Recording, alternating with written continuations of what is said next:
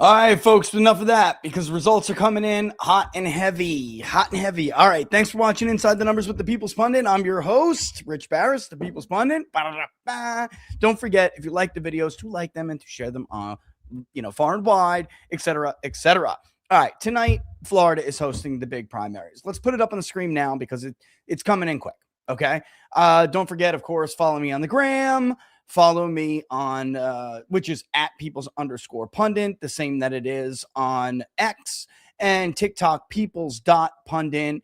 And of course, the best thing that you could do right now for yourself and for your friends and your family and everyone else in the world who wants to know what's going on is to pre-order Burn It Down.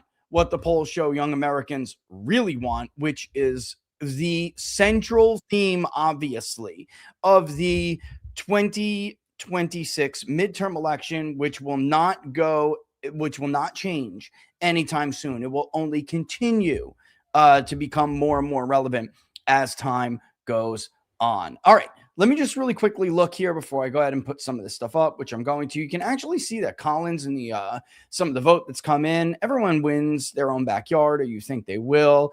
We'll take a look at Republican turnout when all is said and done. With about 25% in, then it is looking more like the polls that were modeled, that were more favorable to Byron Donalds. However, we'll see. We'll see how this goes. The question was, and Decision Desk did a great write-up on it, is this thing really competitive?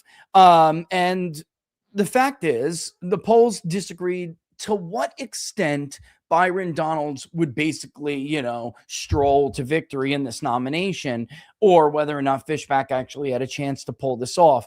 I have tried to tell people, but I don't think they're going to call this thing until this is the stuff is, the time zone. We get a little bit closer, but I think people need to understand that polls in primaries, let me put it this way.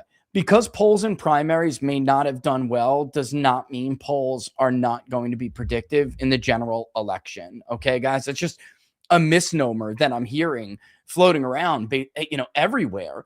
The average miss over the last 10 years, if you look just at gubernatorial and senatorial primary polls, the average miss is about 13%. And I know that sounds crazy, but it's true. It's just a different animal. And yes, we will look at David Jolly in a second. I'll give you some background. I know David Jolly. I think Republicans are going to do very well as far as like the turnout comparison, but we'll dig a little bit deeper inside the numbers, right? And I'll show you that, in fact, these comparisons to 2022 that I've been seeing all day long, because of course people don't want to compare a presidential cycle when Republicans romped to the early vote advantage and then romped on election day, of course, and Trump wound up winning the state by 13 points. By the way, we're the only poll that showed that. There are always caveats when you see these comparisons that people don't tell you about. And by the way, Foster, with hardly any vote in, is actually winning Dixie. Wow. He just took, with the early vote, he just took Clay by like 224 votes. But let's go. Nobody cares about this. David Jolly's going to win this thing. I think we all know that. David Jolly was in the Republican Party for a while. All right. See, Byron is now starting to really clean up. As the election day vote comes in, Byron Donalds is going to win more and more of it. I do find it funny. Not funny. It's not funny for James Fishback at all, but he is way behind. The polls did not have Jay Collins and Paul Renner doing better than Fishback. This is still a lot of early vote. So wait, Florida will drop their early vote first. Then they will count their election day vote, and we can start to look at some of them. Look at that nicely. You guys did great. Listen, let me just give a shout out to the Decision Desk. They understood some of the deficiencies that they had here in DDHQ votes, which was in beta when I first got it, and I'm grateful that they shared this with me.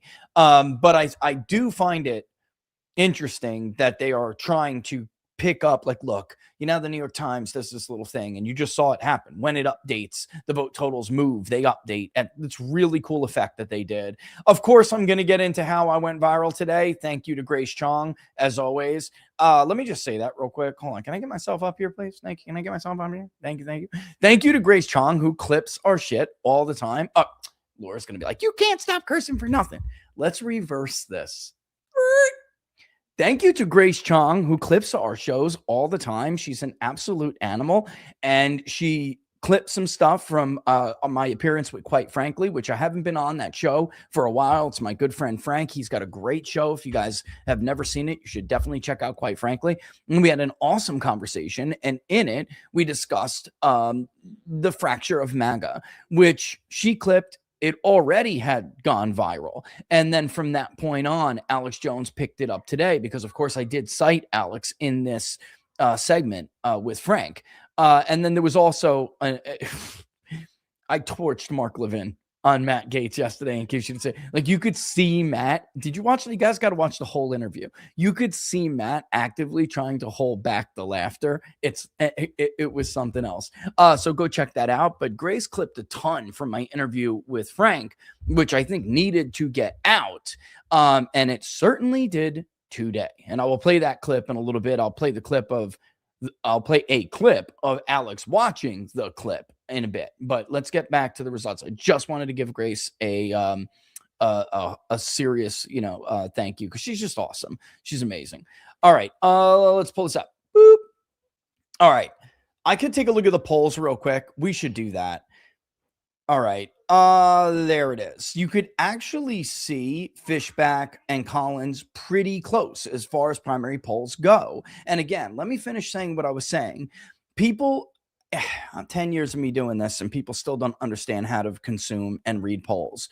Primary polls over the last 10 years, quick analysis for gubernatorial and senatorial shows that the average miss was about 13 points. And get this, a miss like we saw on the scale of Wisconsin. Now, that's not talking about presidential primary polls. This is senatorial and gubernatorial polls. A miss like we saw for Hong the other day, 20 something points.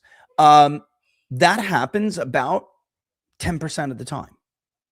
People need to understand how primaries are very, very different than general election, especially presidential polls. And there was a thing by Patrick Raffini today. I'm just looking to see when Donald's even winning Gainesville and Alachua. Yeah, yes. All right. So this thing today from Patrick Raffini analyzed the last 4 cycles of Senate polls to argue that there is always a Democratic advantage, then wind up overstating Democrat support by about 4%. That is true looking at the totality of 4 midterm cycles. That's absolutely true. But I would caution you guys on a couple of key Senate races where that doesn't matter this cycle. It just doesn't. Number one, Ohio. Sherrod Brown's lead in the state of Ohio is currently outside of the average era for the state of Ohio when Democrats had advantages. And also, I'm telling you this, when Tim Ryan led J.D. Vance in the summer of 2022, in the USA Today poll, in these other polls, he did not lead in our poll. J.D. Vance was when I first started talking to the guy. I mean, well, I talked to him before that, but I mean, really, talking to him, like, do not believe your own pollster. Do not believe the public polls. This is where you're really at. I literally told him, calm down. You are ahead. It may look tight, but it's not that tight. In the summer, it's always a bunch of undecided people, and they will break your way because that's what the internals show. That's what inside the numbers, what we're reading, the true trends show. And calm down, you'll be sailing to victory. Okay. Unfortunately, in North Carolina, we saw the same thing where Ted Budd always had a lead. So I guess what I'm trying to say, and this should have been the open of Inside the Numbers, is that, look, guys, the first serious midterm signals have already emerged, and the numbers tell a much different story than what the political class experts are trying to tell you. Now, they all have an agenda, and I am trying to explain to you how to put it in context. Midterm, primary, senatorial, and gubernatorial polls being missing are not indications that the general election polls are going to miss somehow, some wild picture. There are other signals that are clear, they're predictive, and they have already become very obvious and very prevalent. And one of them, by the way, will be Florida, because I don't think that Republicans are going to hit the number that we wanted to see in order to say, okay, you know what? David Jolly really isn't going to make this thing close in November. And I will show you this, okay? But just bear with me. Well, let's wait for the results to kind of roll in here. Right now, right off the bat, what's screaming at me is that the argument was whether or not Fishback would be able to make an upset. Nobody said, is Jay Collins going to make an upset? Nobody said, is Paul Renner going to make an upset? It was about James Fishback, who is currently sitting at 7.37%. This is an underperformance, and this is going to be a poll miss, even if, like, I know one pollster everyone's going to jump on and pounce on if he doesn't get a serious change in the vote within the next 4%. I know one of them is going to get it, but the truth is a bunch of other ones also had issues, and we can actually show you that right now if we go down. Here is the Public Sentiment Institute. Donalds plus 3.9, Donalds plus 2.3. If you look at those polls, you will actually see oh crap, I don't want to do that. Okay. If you look at those polls, you'll actually see it's not just him. Others largely had Fishback in second until the very end here, where some of them did have Jay Collins surging. And you can actually see what I love about DDHQ is they'll show you the trend here. All right. Right now, it's looking like a Byron Donalds plus 25 or more. So if you're betting on what Donalds' margin is going to be, that's probably what you should be betting on right now. Now, I'm not going to tell you what to do. I'm just telling you what I think it is. It's a matter of margin now. It is not a matter of I'm being fair, because the truth is we have to wait and see. We have to wait and see, you know, for the other time zone and the election day vote. Hold on one second. I'm waiting for a code to be sent to me here. You guys can see this on here. Come on. Verification code. Oh, it went to my email. It didn't go to my. Sorry, guys. Hang on one second. Guys, I don't know. I'm just saying the audiobook sounds kind of good. I just got to tell you guys, the audiobook is sounding kind of good. I'm just saying. So if you were waiting for the audiobook, I think you're going to be happy. Yes, log into existing account. Why, thank you very much. Thank you very much. Fingerprint away. Thank you. Come on. Oh my God. Now we need it again. Sent to my phone. So it's like, okay, is this your email? Is this your phone? Yeah, let me set this up. We send a code to your phone number again so we can check your face. Why, thank you. Why, thank you very much. Come on, let's go. Fingerprint too. Good. We should be verifying votes like this, by the way. Signature verification is a thing of the past. We should absolutely be verifying votes. Fishback's vote percentage is up.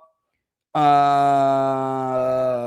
would go with, oh yeah. Vote percent. Oh yeah. There's some good bets out there right now. I don't want to do it because, like, I'm not Barnes. Okay. So I'm not going to show you guys what I think is. Oh, you guys have this up? My bad. Yeah. 26.6. That's about right. Okay. So if we go down here, margins remaining. Okay. So a lot of the vote, obviously, we have nothing in Polk. We have nothing. Well, the Tampa area is Donald's 14.3. You know, I'm curious about that, actually. Let's go check that out. So Hillsborough is Collins is in second. Fishback is in third. 62% in. Oof, God, I don't know. I got to be honest. Yes. Everyone's going to say, what a dominant victory. Yeah, sure it is. It could have been better, Byron. It could have been better. And I think you know why that is, buddy. I think you know why that is. Like, I mean, I told you not to dodge these guys. You should have had this debate and you should have just sucked it up. Like, you weren't Donald Trump, bro. Like, you know, Donald Trump didn't need to debate because Donald Trump, look at this. You can actually see that. That's awesome. You didn't have the stature, or I don't want to say entitlement. It's not entitlement. That's not the right thing to say. You didn't have the goodwill of the voter the way that Donald Trump did. Like, this guy was already under indictment. You know what I'm saying? He was already under indictment, and people understood that it was kind of his. It was his. And anyone, look, they're going after him with lawfare. Anyone who's denying him the ability to do better or, like, you know, fight back was basically a traitor. You know what I mean? I don't know what to say. Hold on. Let me set this out. James. Including the Republican primary for governor. Okay. The funny thing is, again, if you look at all the headlines, including our own or our stuff about, well, Florida's the big night, and it's got the big test for Trump's endorsement and this and that. I mean, the fact of the matter is everybody painted it as a Fishback versus Byron thing. And the truth is, it's just not looking like that. It's looking more like Collins is doing better, which it doesn't surprise me. I tried to warn a lot of people who polled Florida. We put it up. It didn't get funded. No, everybody was, truth be told, a lot of people were afraid to poll against Byron. They were terrified. And so they had a chilling effect, and that includes donors who usually donate to the public polling project. They chilled us, so nobody wanted to see this survey get done, and that's really sad. I don't like that. It pisses me off that people would get involved with my business like that. Like, this is supposed to be a public thing. This is not supposed to be something that's influenced by any political party, and very clearly it was, because I could see people were very, very, very upset and scared that basically we'd end up finding a result that Byron didn't like. And I don't like that shit, guys. I mean, that's corny. It's corny. We got to see the panhandle. I see your questions. The truth is, for instance, look at this. Donalds in Okeechobee, 39%, absolutely pathetic. Hardy is 41% in. What is, just out of curiosity, Collier, 67.9. That's very good. Monroe is only 53.6. We got to look and see how that changes when more election day vote is counted. And I know Fishback really hit the panhandle hard, but again, Collins clearly ran the better alternative campaign. I don't know. I know what some people are going to say. I already know it. And no, I'm not dismissing it. I'm not. It's just, I warned a lot of people who are polling this race. This is Florida. And these older voters who are in Florida, even though Trump, he clearly does not have the grip on them the way he used to. Clear, obviously. His candidate is struggling to stay above 50%. That never would have happened. Once upon a time, I remember when DeSantis was down to Mr. Redhead, who, no, he was a nice guy, but it wasn't his time. And DeSantis was at like 18%. I remember measuring the impact of the Trump endorsement live in real time. Back then, we were still mixed mode, but I'll check. I'll check. Probably not. I'll go look at it. I know if people are I know, guys.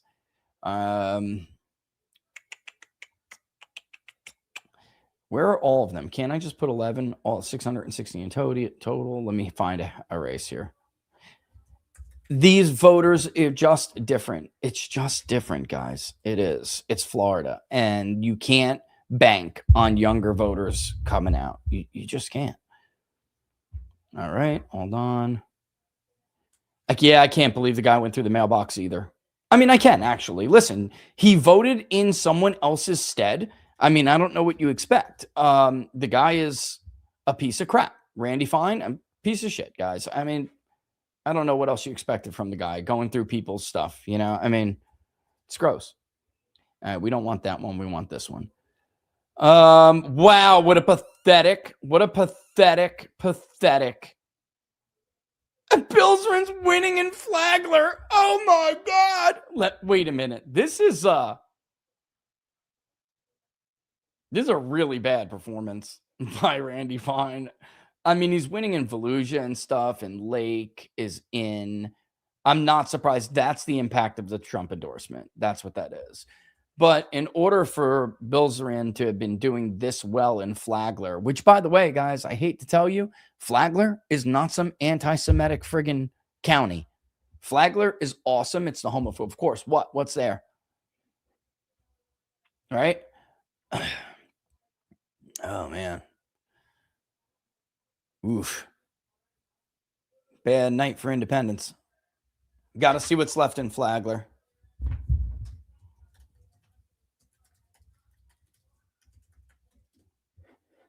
You know what I meant. That's 4,000 and 2,000 something. It's Volusia's almost in. Volusia's going to offset Bilzerin's surge in Flagler.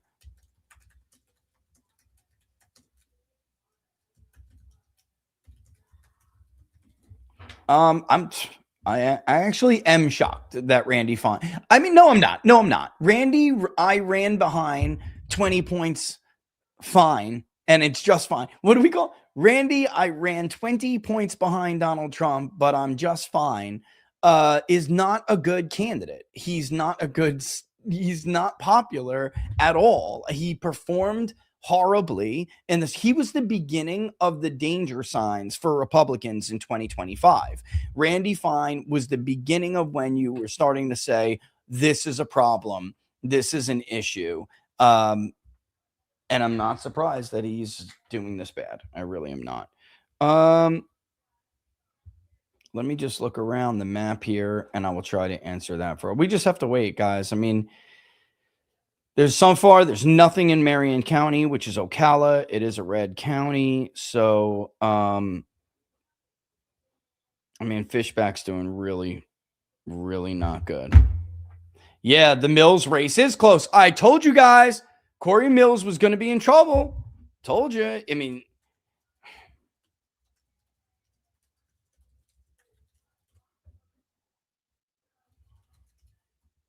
it's not. I mean, dude, that's a big problem. I mean, he is a big, big problem.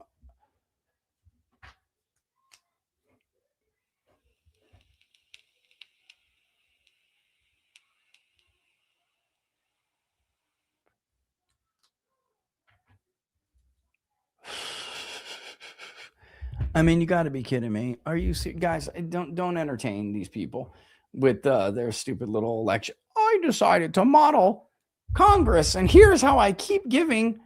Here's how I gave. Here's how I gave. There's no way. Oh, that's a good bet. Byron Donalds is good. There's some good bets for Donalds right now on his vote share. Election day vote is going to be more pro Donalds, guys. It will be. I should have said that. I should have shut up. I said that, and at least 45 jumped from 73% to 93%. I'm not saying anything anymore. I didn't even have a chance to put my own damn bet in. I'm not doing it anymore. You know what? Or I will do this. You know what? I've just decided. I will do this. I'll start for 5 or 10 minutes of a show with election results where it is not for subscribers or behind like supporter paywalls or member paywalls on YouTube. And then if like you're a YouTube member or a local supporter, if you're not on Rumble at all, then it is what it is. Well, with Rumble, it connects to locals now. So I can technically, if it's a supporter only, it'll technically, like once I hit that button, which is a button that says, now start the countdown, and it'll go blurred for people who aren't subscribers. For people who want to gamble and shit, because I see you guys, I'll do that, because otherwise saying things like that in public is just gonna, Grace or you needs to clip that last rant and separately the alien talk. You're talking about put them on TikTok. Ryan, you talking about on Quite Frankly? And you don't have to give me another tip just to say that, brother. I mean, shit, I'll take it, but you don't have to do that. Which one were you talking about, Ryan? I know, guys. Thanks so much for this, by the way. Techno Data says, I can't wait to read Rich's book next month. That definitely would be apropos to see Boomer Gen suffer with the rest of us. This book, I'm telling you, is like, I have high hopes that it'll start a new conversation. I really do. And for those of you who don't know what I'm talking about, of course, I'm talking about Burn It Down. It is like the book of the 2026 midterm cycle. That's number one. But also number two, it is not like the idea that it's going to be the central theme of the next several elections. It's not going away anytime soon. This will be more prescient as time goes on. And there it is. Oh, there you go. Pre-order it on Amazon. The link is in the description. Definitely. I appreciate that. Thank you guys for and I swear I'm working as hard as I can to get you guys that audio for a bunch of you I know who want the audio. Before everyone starts figuring out what is happening, Polk has a lot of votes. Highlands have a lot of votes. I think I got to tell you, regardless of what happens, will the story be the embarrassment of the pollsters, or will the story be the embarrassment of Byron Donalds? Now, he's not going to lose, I don't think. I mean, unless something dramatically changes. We have a lot of votes in now. I mean, he's got a look at this. But the fact is, this is not a very good performance. It's not. And I know the polls had him at like 35, so they could argue, no, it was good. It was good. Guys, it really was not. I mean, this is he should have done better than this. I'm sorry. He should have done better than this. It's just a fact. All right. Boom, boom, boom. Say wayo, wayo, boom, boom, boom. And let me hear you say wayo, wayo. Shit, dude. We just got to wait for more to come in. Florida will start in very soon. It will start to really report results very quickly. As you see how the panhandle's coming in now, a lot of votes in Leon County, and that's a good share for Byron, but it's just, I mean, a good net vote, but it's not a good enough share. Will he fall below 50? Fallujah's a lot. The question is, there's a couple of counties, when they roll in some more results, there's a couple of counties where I got to see whether or not his vote share is above. Because this is pathetic. It's pretty pathetic. I'm telling you. It is pretty pathetic, guys. I do not think this is what he wanted to see. I don't. I think he's going to take it. And he's going to come out and be happy about it, but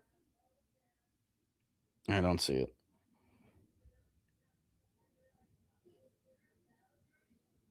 Yeah, I mean, listen, the truth is, if it was somebody other than Blizzarian, whatever, Bilzerin, Randy Fine could have been challenged. I told people this. It's like, I don't know why Randy Fine is like somebody who is, did they call it? They probably called it by now. I don't know why Randy Fine is like such a big, problem for everyone doesn't want to primary him. He's a problem. The guy has to go. Vindman is not doing well. Oh my God. He's winning Monroe. Yo, you could have made some bank off this, dude. He collapsed in the betting markets. You could have made some bank off this. Yeah. Palm Beach, though, has a 12, but they're 92 in. Vindman's going to lose, dude. If Angie keeps doing this well, holy shit. I just realized I know who Angie Nixon is. Oh my God. That's why she's doing so well in Central. Holy shit.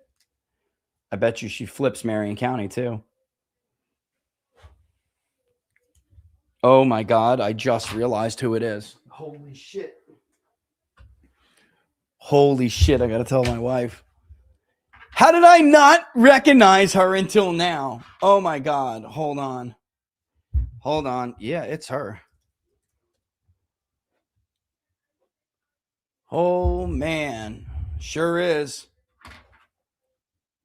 That's crazy.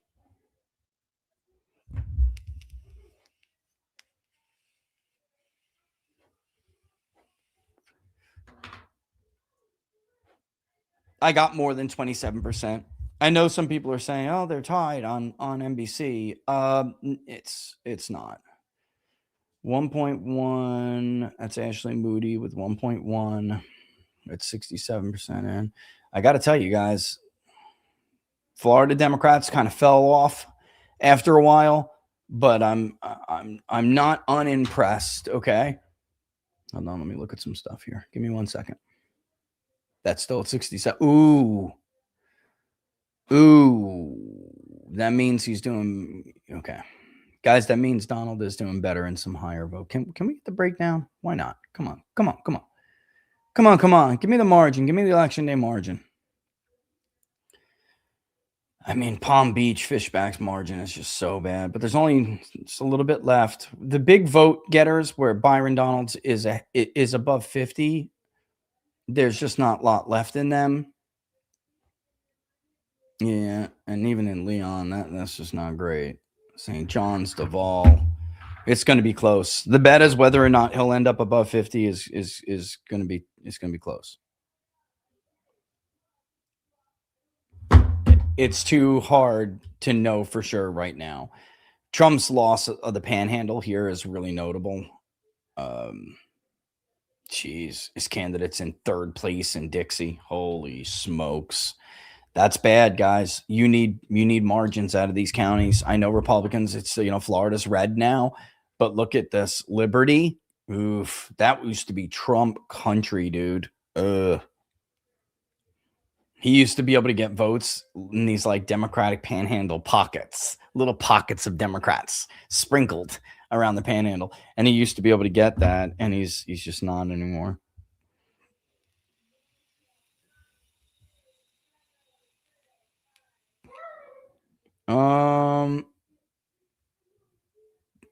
Yeah, I don't want to put that stop in yet.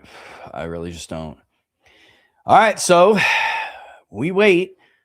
Oh my God. That's got to be a mistake. That can't be right, guys. Henry. That's when I see shit like that, it's a mistake. Usually, we'll see. Let them correct it. But Hardy is not a mistake, and I'm curious to know what Collins did in the final few days. He probably just mailer bombed and talk radio bombed. That would be the right call. While Byron Donalds was running on Fox News and with Trump's endorsement and sending out texts, he was running some ads too. He was. But look at Monroe. That is like, because Monroe is not what it used to be. Key West, all of that. It's not as Republican as it once upon a time was. And it's Republican, don't get me wrong. Bill Nelson, it was key to Nelson's fall. Monroe was key to Bill Nelson's fall in 2018. But, yeah, I mean, the margin here is, it's not what, if you're Byron Donalds, I know he's, like I said, I know he'll come out and he'll put a happy face on. But this is a little sad. Yeah, so Ryan, what were you saying? Put them up on TikTok. Let me go and see if I can find what you were saying. Which one? I think you meant. But Florida is red, but it will be closer this year. It will. Nothing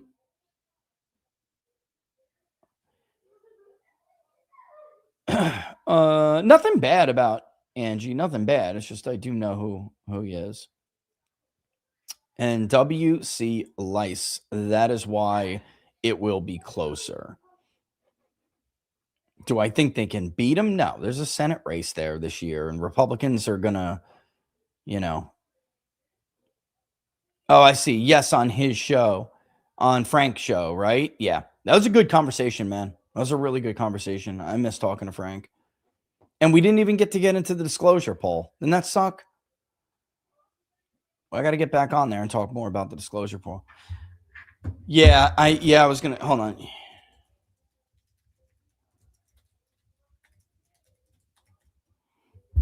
Hold on 1 second. I think maybe if you want to pop in.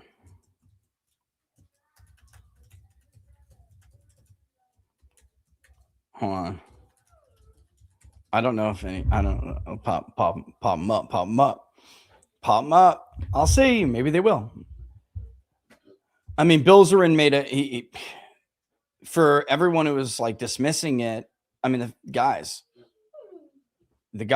he's an incumbent congressman. So for him to be doing, I should have put it in the watch list. I'll have to keep going back and forth. Oh, I just wanted to waited for that dump. And then I was going to just check on Randy's race and that happened. Whoops. I'll have to search for it. Let me go back. Let me see what happened there. Yeah. So I think Byron he's starting to get a little bit more. There we go. Beluga. He's still at 49. That's kind of flat there. That's not really enough. And then Wakula. Yeah, this is the Panhandle is like not great margins for him. It's just not. This race should have been an easy to win race with 60% of the vote. It's true. With Trump really should be much more popular than he is now, and he's underwater even in Florida. It's just a fact, guys. It's a fact. I wish I could have polled again in the last like 6 to 8 weeks. After Mike Lindell made that mistake with amnesty, I didn't get a chance to poll the race again, and I wanted to. Enough to know that Angie Craig being upset by Flanagan is actually Peggy Flanagan. It's a good thing. Maybe it'll force Democrats to spend money in Minnesota because Flanagan did not have the edge that Angie Craig had. I mean, that race was over even against Michelle Tafoya. But Michelle actually ran somewhat competitively against Peggy Flanagan. She did. Now, contrary to what all the town hall neocon crew told you, they all lose to Amy Klobuchar by 20 points, not just Mike Lindell. They all lose. We'll see whether or not they can tighten that race up too, but it's very, very doubtful. Do you guys know the last time Republicans won a statewide race in the state of Minnesota? 2006, Tim Pawlenty. The only guy who came close to winning it since Donald J. Trump in 2016 particularly. And then they gave up. I mean, in halfway through 2020, they gave up. And halfway through, never in 2024 did they even try to target Minnesota, which is really, really sad because I think Trump could have been playing his hand right. He could have been the candidate who won Minnesota, and he just didn't. It's a shame. It is indeed a shame. All right, let me see if I can grab this.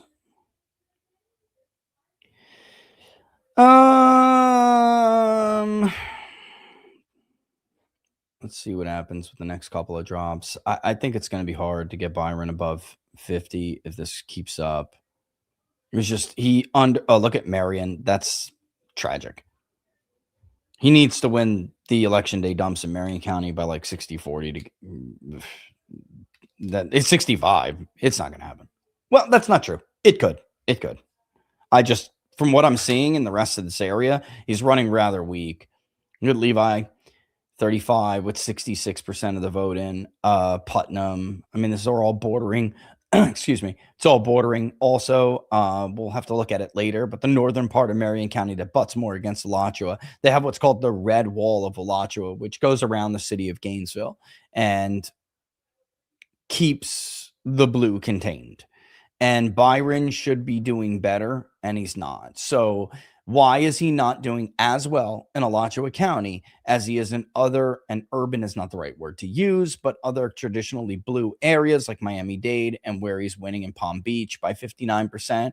It's because he's surrounded by more working class areas. Alachua is surrounded by more whiter working class areas. Byron is doing the best. Yeah, Indian River, St. Lucie, not surprised. Byron is doing the best that he is doing outside of, and Osceola, he didn't do it either. Okay, so it's like, oof. Yeah.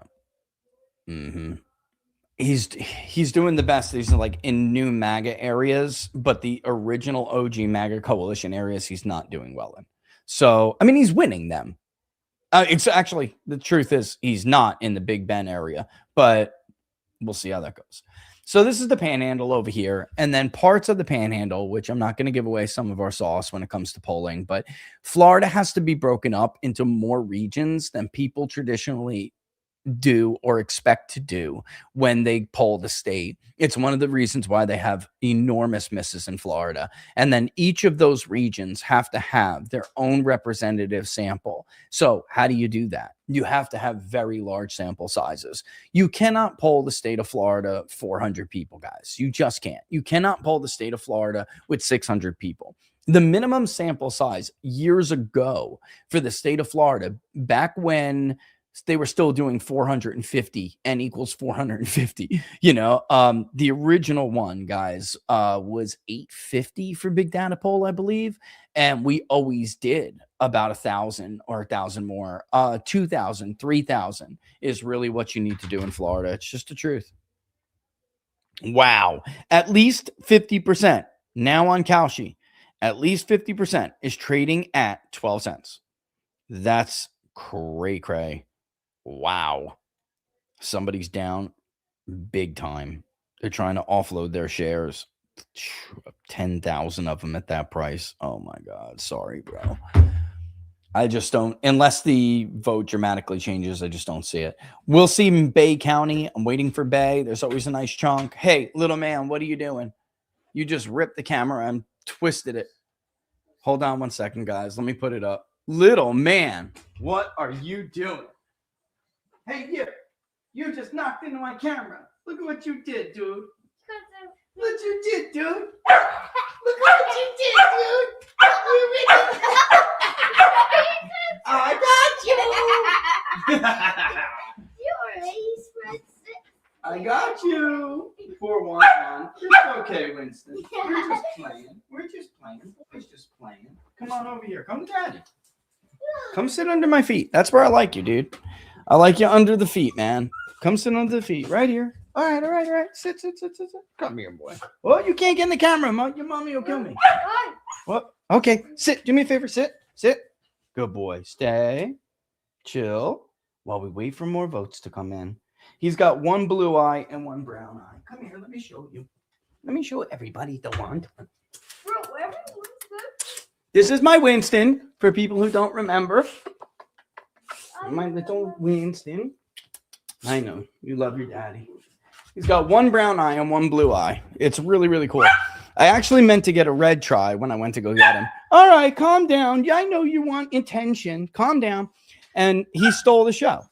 He did, because he came over and he basically pranced right in front of all the red tries because he's a black try. And he was like, no, I don't think so. I think I'm going home with you. Look at my one eye. It's blue. Isn't that cool? And he just stole the show. So I was like, you know what? Instead of the red female, and I'm very big on not getting males because you know what males do, guys. But he just took it. He took it away, and isn't that right, buddy? I'll get you a little peanut butter thing soon, okay? Speaking of peanut butter, you know what daddy could go for, Roro? A banana peanut butter true fruit. Oh, I'll be right back, guys. Ooh. Wait a minute. Before I go, though, I think I just saw something come in. Okay, there's the rest of something. Valacho, there's Marion. Okay, but no Bay yet. All right, let's go back and check some of these counties. We have nothing else so far. Putnam, yeah, he is not going to make 50%, guys. I got to tell you, it's going to be tough. I mean, I don't know, guys. What's the more interesting stuff at this point? Worthless effing app, somebody wrote. They're pissed. I don't blame them. You got to be careful with primary polls. Got to be careful.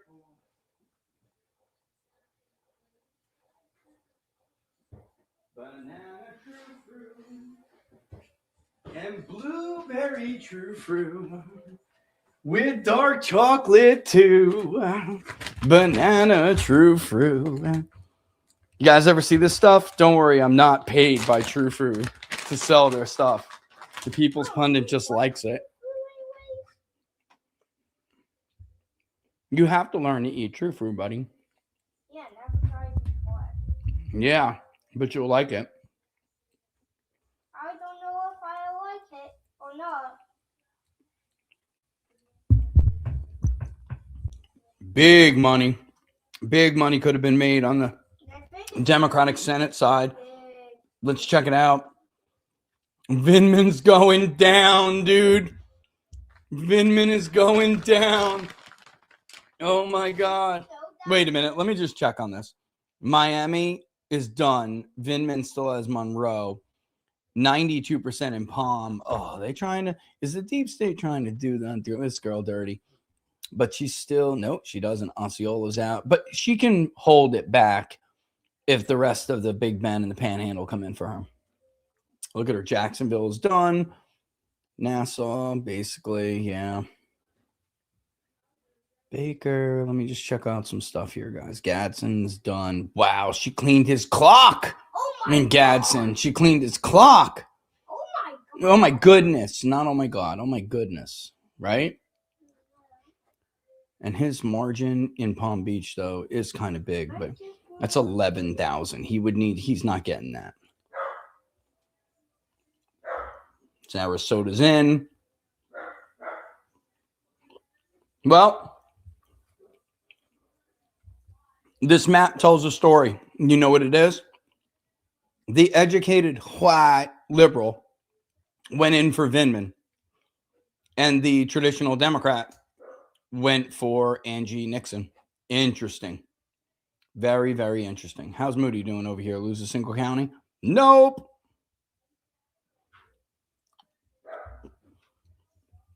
Go, girl.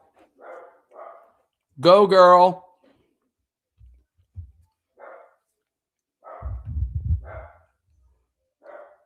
We still don't have Bay. 7 minutes. Bay's pretty good, but once 7 minutes is up, Bay is pretty good at this. Dude, Fishback at 10%. Dude. Oof. I'm going to tell you guys what happened. You guys are polling part of the new MAGA coalition. They have vote history because it was new for Trump, but they're not voting in primaries. It is an older electorate.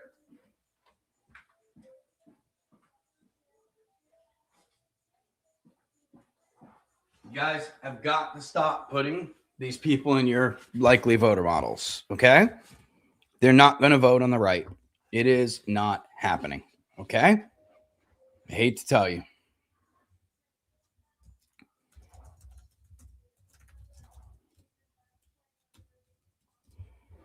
We may get a guest or two for 15 minutes. In fact, I'm thinking of kind of waiting for one before.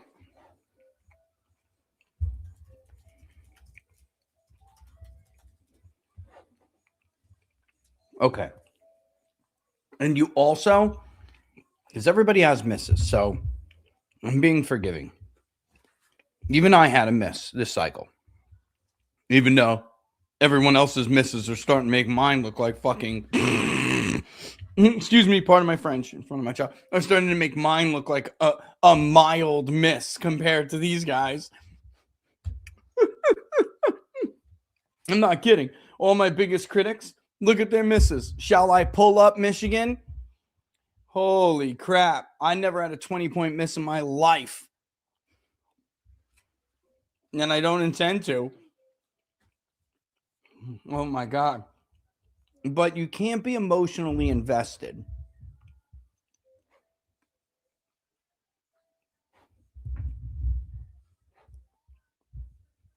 Michael T. Hayward, I want to read your comment.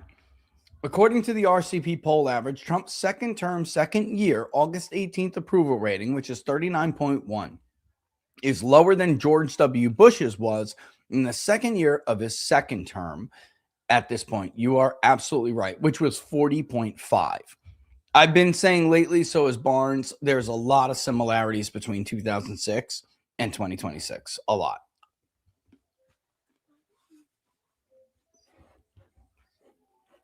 Be honest, guys, what in Sam hell are we waiting on?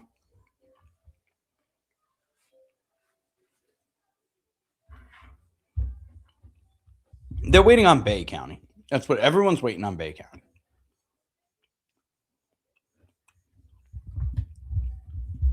As if that can somehow make up 340,000 votes. Come on.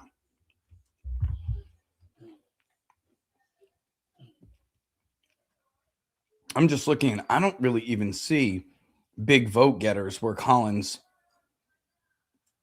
he can drag them down, but these are not big vote getting counties. Bay is the last one, especially the last Republican big vote getting county.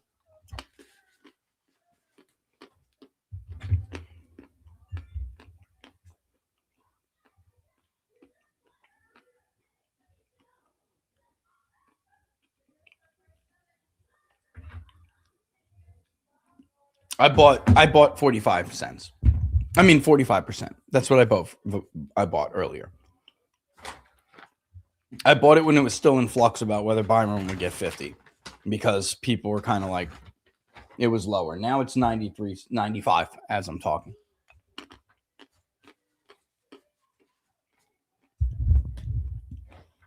I'm over here chomping in the microphone. Take the true fruit away. What do you say to him? What do you say to him? I'm chomping in the microphone. That's all. All right, listen, while we wait for Bay County, I got an idea. While we wait for Bay County, let's play the clip. You ready? Go. Tucker, you can come back. Don't worry, Joe, you can come back. Don't worry, Marjorie, you can come back. Don't worry, Thomas, you can come back. Don't worry, Alex, you can come back. Don't worry, Marjorie, you can come back. What do all these people have in common? They're either OG MAGA or they represent what was truly new MAGA in 24, and they brought along the numbers that got us a winning coalition. You know, all of these other people out there, they dismiss these criticisms and these people fracturing off. You act like you had a 10-point popular vote win or something. You don't. And let me just give everybody a little bit of a stat, and then I'll kick it back to you, because this is real, and these people can destroy the Republican Party if they choose to do so. So instead of, mocking them and making fun of them, you should be trying to figure out how to court them back, because you chase them away for a tiny parasitic sliver of the coalition. Neocons are nothing. They're literally dying right in front of our faces, people. Lindsey Graham just corked off out of nowhere. Mitch McConnell is still alive, but he's not, okay? They're literally dying in front of our face, and you're sacrificing the future coalition, the future of America, our future ability to win elections for these dinosaurs who are going extinct. And the truth is, the comet has been heading to Earth for years. They just never saw it coming because they're too stupid and too old to see it. So, I don't know who that guy is, but he's smart and I want him on. But I don't want to be back at the cool table. I mean, quite frankly, Democrats get back in there trying to put me in prison. I'm not course corrected on Trump because of that, but it's a nice fringe byproduct that they might not be as energetic to put me in prison as they were last time. Alex, I'll play the rest of the clip, but I just got to stop it here. Brother, I don't know who that guy is. I've been on your show half a dozen times. Bro, do you remember when you were deplatformed and you had to redo all of this stuff? And Robert Barnes was like, don't worry. I know the perfect guy who can come in and do this research for you. He'll get you the answers you need. Who the hell do you think that was, Alex? Jesus H. Christ. I love you too, bro. It's all right. Also, you follow me on X, bro.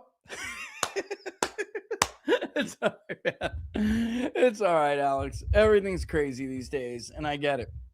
I get it, bro. I really do. All right, here we go.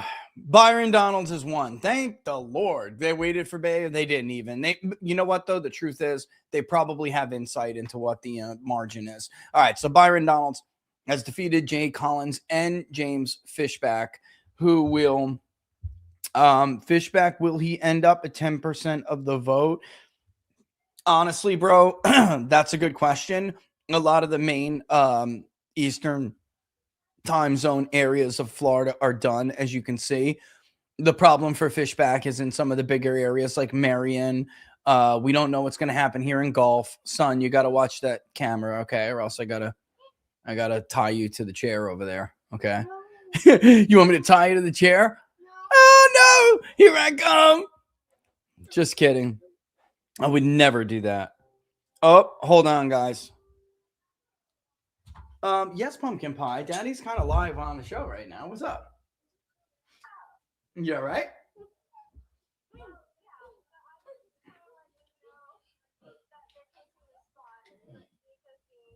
Haven't they been doing? Wasn't that supposed to be done hours ago?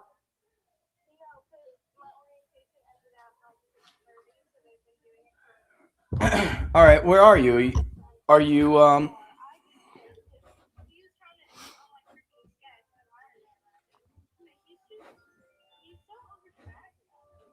Is there a crowd? Does he have a crowd? So it's just him and your mother? Well, you know how teenage boys are, baby. They gotta like perform for the crowd. You know what I mean? That's why I'm asking.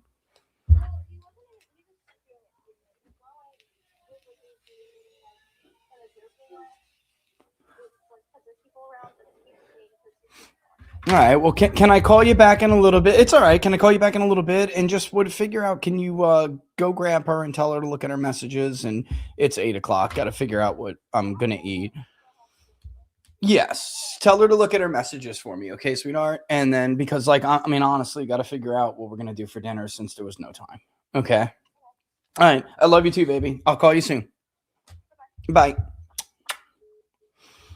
Oh my God, guys. She loves me again. Oh my God, I'm so happy. You know, it's like teenage girls, they go through this thing. First of all, if you're a father and you don't have a daughter, bear with me. All right. But if you do have a daughter, you'll know exactly what I'm saying. So I had a son first. I was like, God, please, Lord, please give me a son first. Please, please, please. And he did. And I did a cartwheel, actually, when I found out about it, even though in that state, it's illegal to tell you what the sex is of the baby. But they scribbled it on the screen and pointed to it and said penis. And I was like, yes. And then I did a cartwheel. But I always did want a girl. I just wanted it after my boy. So exactly what is happening this coming year could happen. When she, who I figured would be pretty because she's going to be the daughter of my wife, when she becomes a freshman in high school, my very large son will be a senior. You feel me? And he has strict instructions to stomp anybody who goes near his little sister, which he will do for me. So that's all out of the way. But she's such a good girl. I really don't have to worry about that. But when they're little and they're like, I didn't even want to touch her for like the first couple of weeks. I don't know. She just was so tiny. And I was afraid. I'm like, I think I'm too rough, Laura. I don't think I can. I don't think I should handle her. But like the minute like you like hold the little girl, you're like, oh my God. I completely underestimated the power of the daddy-daughter relationship, which she then milked for the first 10 to 12 years of her life, much to my joy, because she's my little princess. And then they hit like tweenhood. And in tweenhood, you're not cool anymore. And it's like, man, this sucks. Fortunately, a lot of her friends are actually People's Pundit fans. I mean, her girlfriends. It's amazing. They were like my first followers on Instagram. And I'm like, okay, maybe this is going to help a little bit. And then they get mature and they like realize, daddy's like the bomb again. And that's where we're at now. So I'm like super, super, super stoked about it. Oh, shit. Did I miss him? Bro, I totally missed you. Shit, I blew it. I don't know. I must have been on the phone with my daughter or something. Mark Mitchell popped in and then he bounced again. Oh, shit. My bad, dude. Was that was that when I was on the dang phone? Oh, don't worry. Let me see if I can get him back here, guys. Oops. What you gonna do? All right, let's go through and see what else is happening here. Nixon has defeated Alexander Vindman. No trade-off for you. If you bet on Angie Nixon, boy, you made some bank. Holy moly. Look at the Florida House race. Wait a minute. What am I talking about here? Why am I having a total brain fart? Holy crap. Hold on one second. I'm having a brain fart. What the hell? 6th. That's right. Oh, they changed it. That's right. Duh. All right. 6. All right. Here we go. Let's go up. Here we go. Boom. So it looks like Randy Fine did take Flagler back, and that's a wrap. Now, that's a better look. For instance, for comparison, guys, Matt Gaetz would defeat his primary opponents with like 2/3 of the vote. So he's not, he's a beatable incumbent, 100% a beatable incumbent. Whoop, whoop. Thanks for watching, Patrick. My boy Patrick's watching. You know, it is what it is. No real surprises here. I think the surprise of the night is that Jay Collins did better than Fishback. Oh, hold on, guys. I don't know why that happened, but I certainly cannot put my password in while you guys are sitting there. Why did that happen? Little bug. New system, little bug. All right. Yeah, we're back. And now we're back. Okay. This is the shocker. Will James Fishback get 10% of the vote? I think that's an interesting question. Right now with Byron Donalds getting at least 50 is only 8 cents. I would not buy it. You hear me? If you look at Bay, he's at 43%. That is not going to happen. All right, guys? It is not going to happen. You're better off buying 45% at 96 cents and just getting a small payout. I kid you not. Because that shit ain't going to happen. All right? Boom, bada boom.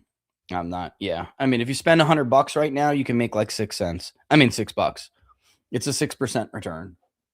You decide what you want to do with your portfolio. But if you're looking for a big swing, this ain't going to be it, guys. Yeah. Dude.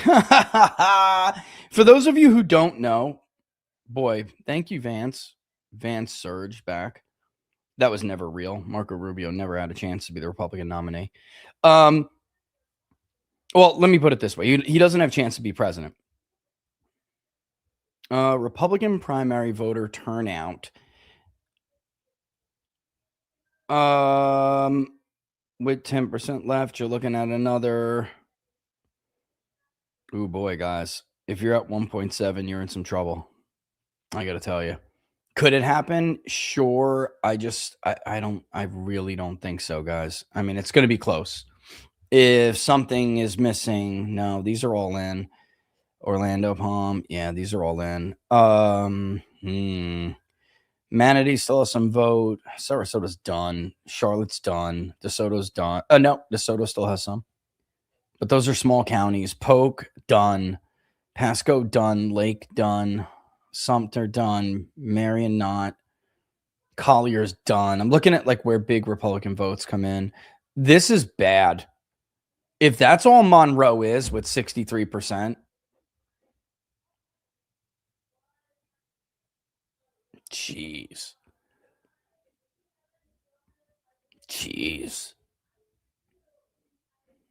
Trump used to do better in Liberty than other Republicans. Escambia, 48. He'll probably inch up to close to 50 there. This is kind of, in any other year, it would be fine.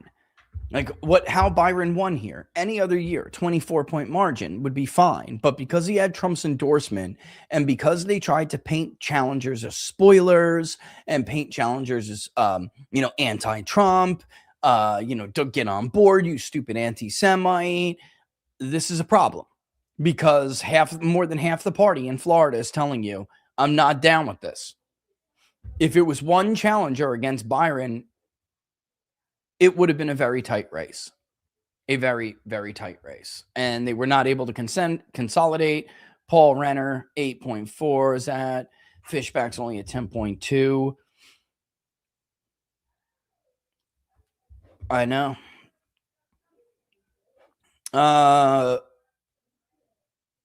But they're not doing better. I got to tell you, let me just say this. Like, people are going to say, look at how much better we're doing in Florida. Guys, let me break it to you. Let me break this down for you. there was, because I know I see everybody comparing to 22.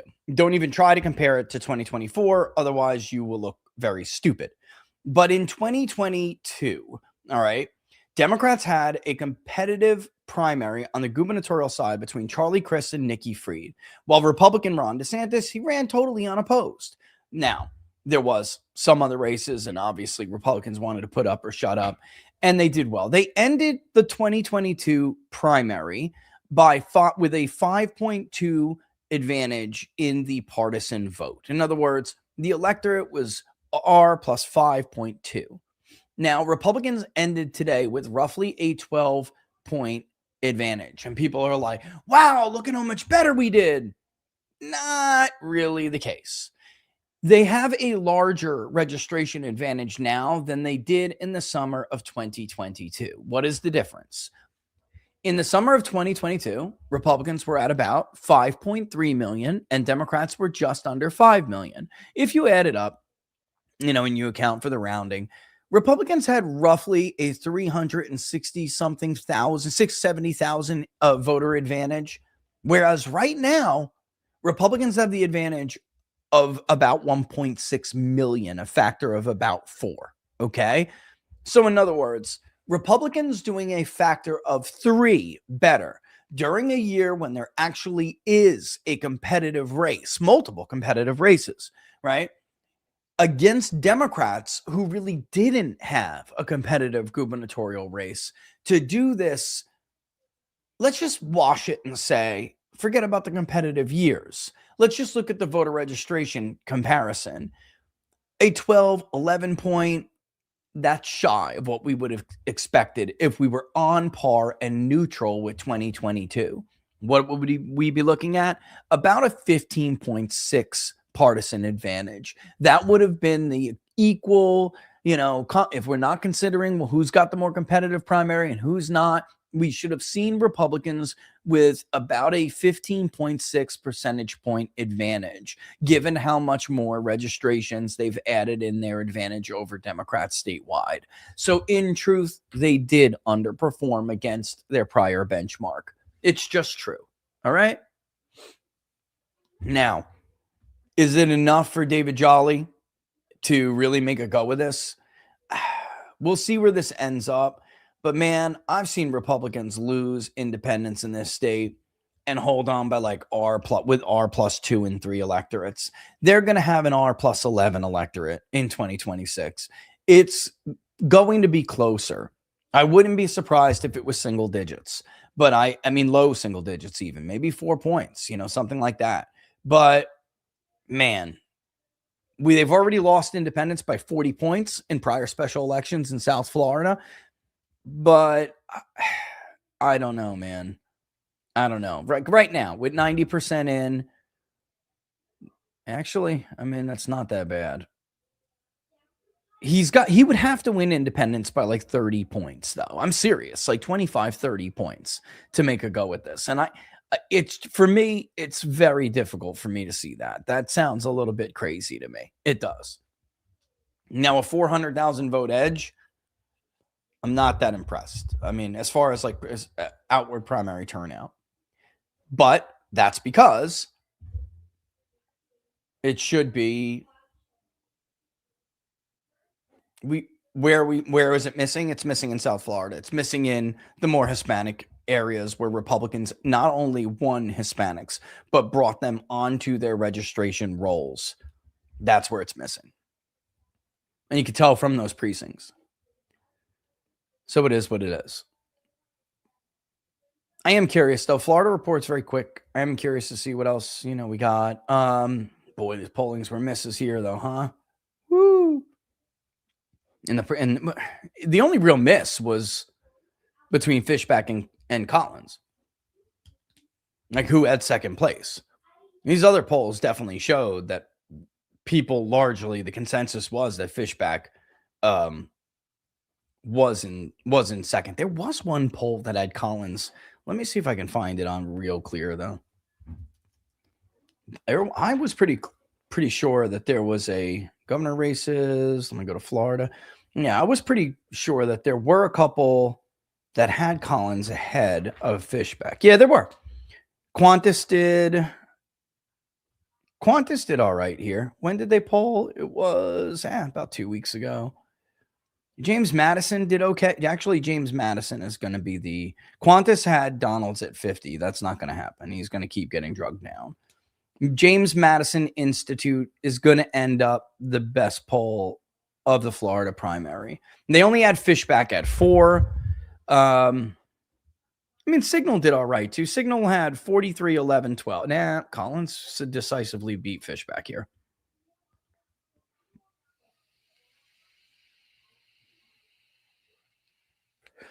Looking overall, Qantas overstated Byron Donalds' support and his margin by like 10. So far, it's looking like 8 points.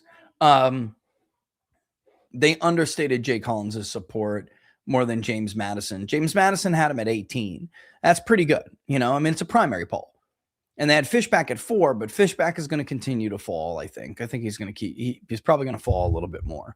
But I think overall, the better poll on this side, on the right-wing side, is James Madison Institute, which I'm not even, to be honest with you, I'm not even that familiar with. They did a, let me look and just see. Oh, this is Market Site. Yeah, I know this is legit. This is Market Site. 2.62, 1,400 was their sample. Let me just look at how they did this. Significant different groups are within A, likely voter, and other. Yeah. And if you looked, you could actually, they did pretty well. Southeast Florida, though, did not vote at the rates compared to some others. Southwest, they had at 13. That's right.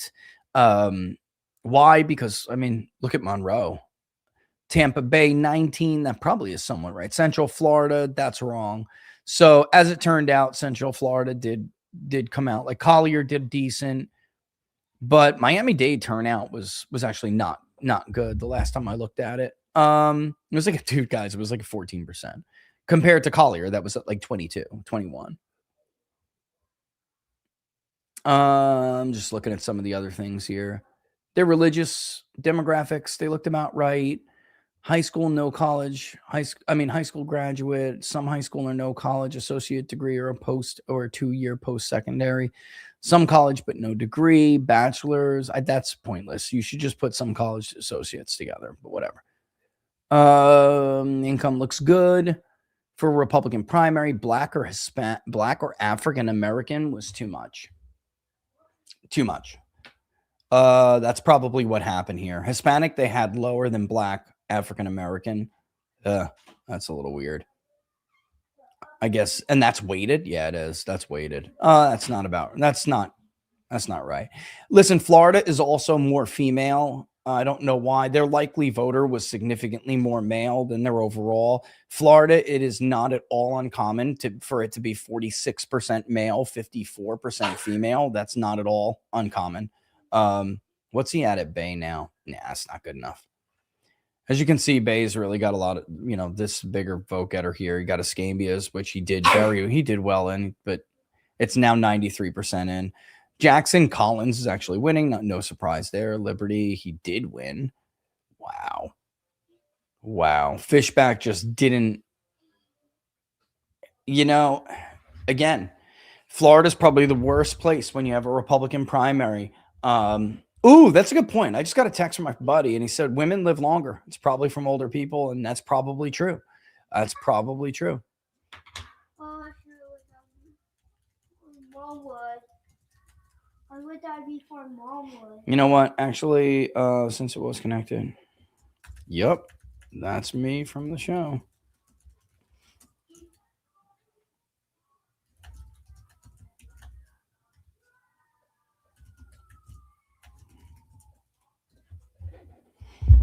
Yeah, I don't see him creeping back up to 50. That would be Herculean at this point. It's just, there's where he was doing exceedingly well. It's just not there. In Monroe, man, look at that. See, so when they had Monroe significantly less, they weren't kidding. But either way, it didn't matter. I mean, you could look at it. earlier today when the vote was coming in hour by hour. Florida's great like that. You could actually see the turnout adjustments, and some of these areas were just not good enough. Polk is pathetic. I'm sorry. Not that their turnout. I'm talking about Byron's performance there was just not good. Hillsborough was decent. Once upon a time, bellwether of Hillsborough. Pinellas, Fishback got about 10%. I don't know where Fishback is getting this vote from. Keeps going up. I don't know where it's coming from, though, to be honest with you. There we go. Wakula is now done, though. He's not even in the top 3 and anywhere over here. Yeah, watch your personal connection to campaigns. Bakery did well in. You got to watch your, I understand pollsters. You got favorites. Everybody does. You got to watch your personal connections when you're doing campaigns, guys. It'll get you every time. You'll see what you want to see,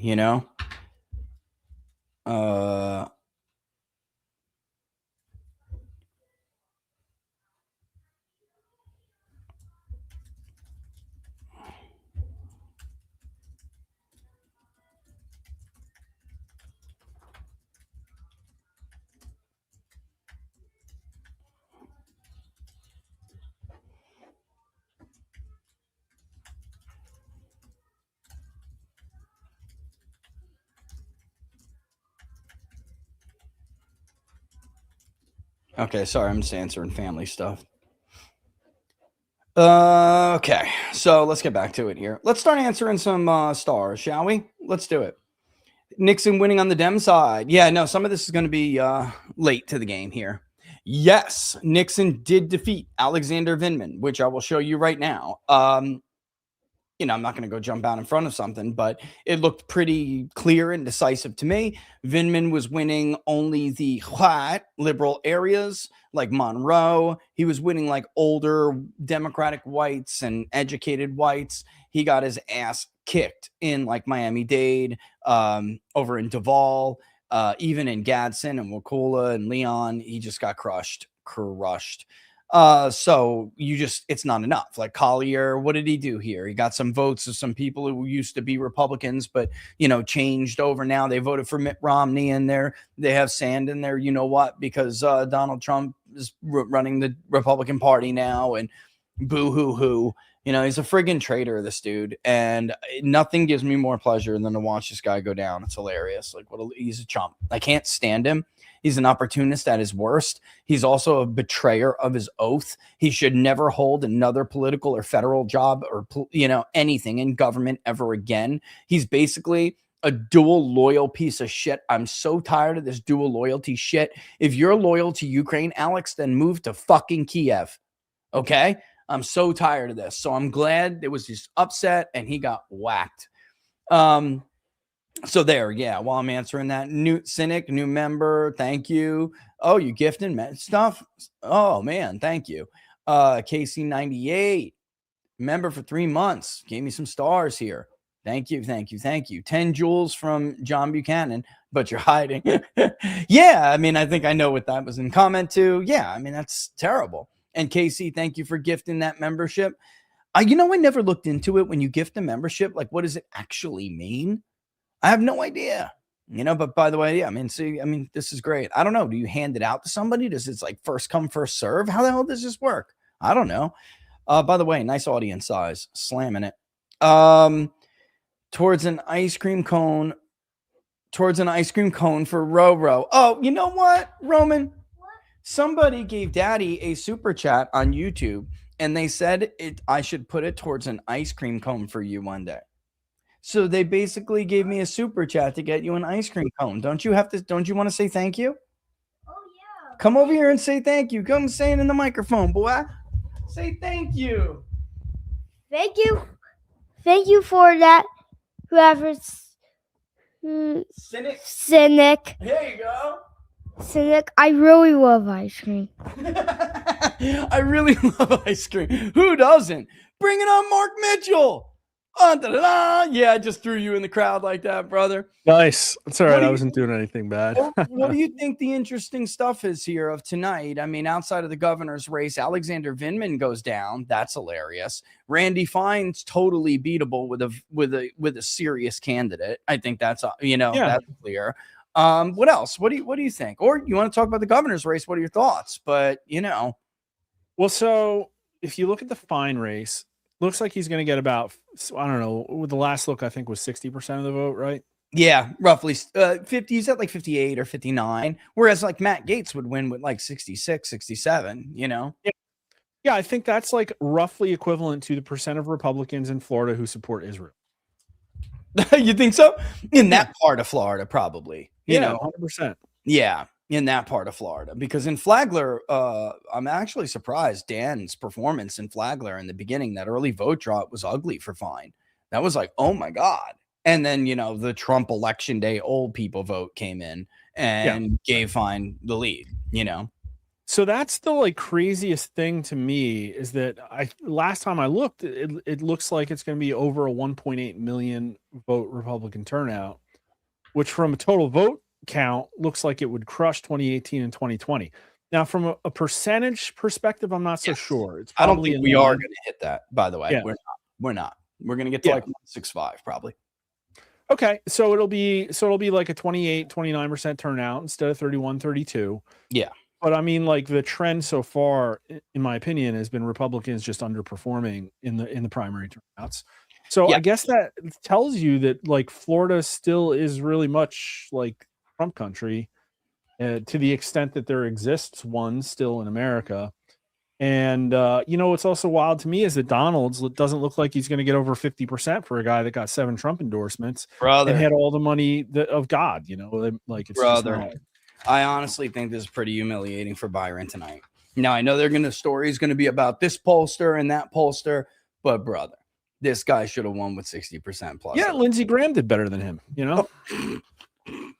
Oh my God, it's so true because at least some people know where the hell Lindsey Graham stands. I guess I should tweet that, huh? Listen, I like Byron. I like him as a dude. Okay. It's just, he didn't really show to be himself. Like, what kind of man are you, bro? Like, we know you, but the people of Florida, clearly the Republican primary voter of Florida, you like any other year, this would have been an okay performance, but it's not, because look what he did. He ran like a bitch from his primary opponents. Let's be real. And I like you, Byron, so I'm going to straight talk with you, bro. You ran like a bitch, and then you called everybody who disagreed with you because you thought every voter should give you the Trump treatment. You ran from them and then called everybody an anti-Semite. You know what I'm saying? Like, that's what you did, bro. You punked out. It was a bitch move, bro. It was a bitch move. And now you're going to be scraping for their support because David Jolly's only going to be about 400,000 votes behind you. Since you're going to get crushed with independents by like 30 points, 20 points at least, this is going to be a closer race than it should be. Now, I think he's going to win. It's just, it shouldn't be this close. Like, people shouldn't have to give Byron as much money as they're going to have to give him because of how he played this in the primary. It's a republic. It's a red state now, bro. Like, come on. Like, this is a waste of money now. People have to go throw at Byron because he did this shit. Thanks, Byron. Like, fucking wasted all these resources. It's ridiculous, man. I'm sorry. Like, it's every data point we see reaffirms in my mind that 2024 was an astoundingly high watermark. Yeah. Yes. And that's it. And that, which isn't, honestly, here's what Republicans didn't understand. And I don't know if you saw the clip that Grace clipped and put up, and then it went on Alex Jones today. One of the things that I said in it was like a reality drop for people, bro. Like, they acted like they had a 10-point popular vote victory, like Obama almost. Obama had not 10 points, but he had a solid victory. He had coalition to burn. So, you know what I'm saying? Like, he could afford to piss off some people in his coalition. Trump won by less than 2 points, and Republicans underperformed him in key battleground areas. So I don't understand why they walked around like they're shitting it and stink, and like they were swinging the big D and they had 5 points to burn off. You don't have a big deal D, bro. You beat a guy who wasn't a guy. He didn't even have a D. You have like a 3-inch. You had a less than 2-inch D, bro. You were just the only one in the race with a D. And they just didn't understand that. You know what I mean? Like, it wasn't that solid. The coalition was always like a loosely knitted coalition, and you had to constantly nurture it. And what they decided to do was get really rough with it and decide that, they're just going to act like they're the second coming and they can do no wrong. And that was a massive mistake. Like, look at Miami-Dade, where Byron did the best. Okay. 57. Actually, I think he did better in Broward after all the votes were said and done, but I'll go there too, because Broward tells the same story. You're looking at like 70 something thousand votes in Palm Beach, right? You're looking at what's that, 50, 60, 68,000, something like that ballpark. This is where Byron did the best, and it's the more non-white parts of the Republican coalition, and the turnout was terrible. I mean, I know people are like, look at this turnout. Guys, I'm going to say this again real quick, just for comparison. In 2022, when Ron DeSantis won and won overwhelmingly in the primary, they had a bout, and it's roughly, but they had a 4 or 5. What was it? Let me just look. They had about a 4.5 point edge in 22. 5. All right. So, yeah, ballpark. But they only had a voter registration advantage of about 400,000 votes. That's it. Party registration edge was about 400K. Now, in 2026, as of August 11th, which was the last time the state updated, they had almost a 1.6 million registration advantage. So they went in today with an 11.2% voter advantage. And like, yeah, look at how good we did. We flexed. Yeah, if you simply just compare the registration edges and forget about who had a competitive primary and who didn't, because in 22, Republicans didn't even have a competitive primary. You'd still be needing more like a 15.6 percentage point turnout to be on par of where you were with 22. And that's just true. So I don't even think the major, and I might be totally off on this, I don't even think the major like voter roll cleanup efforts and post-COVID moving to Florida efforts had really like completely peaked by the 2022 election. Absolutely true. That's another good point, because I'm sorry, I'm over here eating true fruit. No, that's fine. Keep me up. They can watch me drinking a beer. So I mean, but it's true. I mean, that's a really good point. It wasn't all baked in by then, and now it is well baked into it.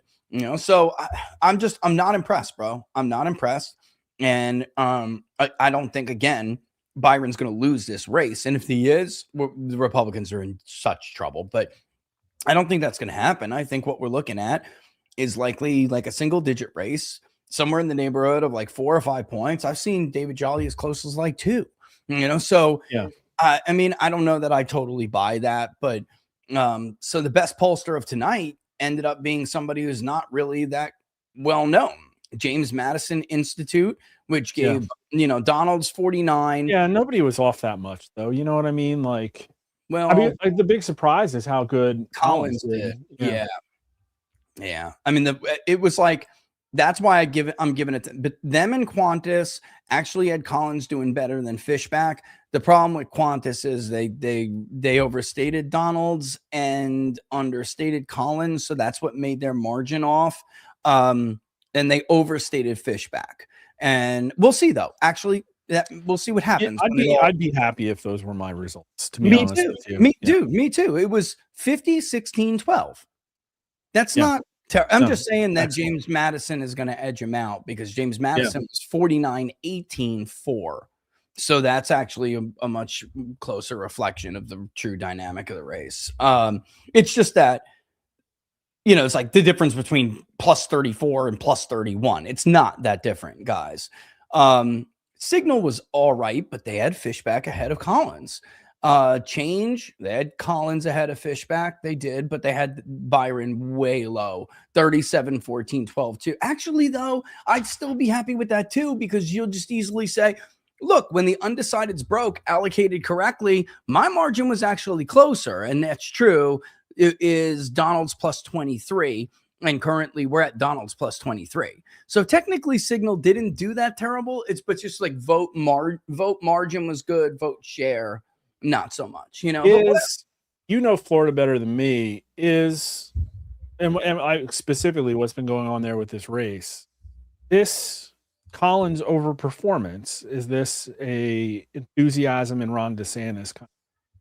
Yeah, I think that there is it's also part of, like, if you go and look at Fishback's support in these polls, people still aren't realizing, like, that's just not who votes in a Florida Republican primary. It's just not, you know, and I think a lot of people, not a lot, a few people got like invested in this race. And I think I don't have to say anything, but we know some people got invested, and you guys, pollsters, you really have to guard against like your personal desires in this race. And because you can see things places that really aren't there, that you're convincing yourself you see because you want to see them. And look, you have to be careful with that. So learn from that and move on. But I really just think that this was going to be, if Byron Donalds was not going to get 60%, it was always much, much more likely that Collins would be the benefactor of that, because there is that kind of DeSantis Republican still hanging out there, you know? Status quo, comfortable, mature. Yes. Yeah. You know, like they're not, and Ron, I'm not bashing you, bro. I'm just saying, like, they're kind of like those Mitt Romney voters too. They just didn't go to Alexander Vindman because they switched their Democratic registration to like full-blown TDS idiot Democrats.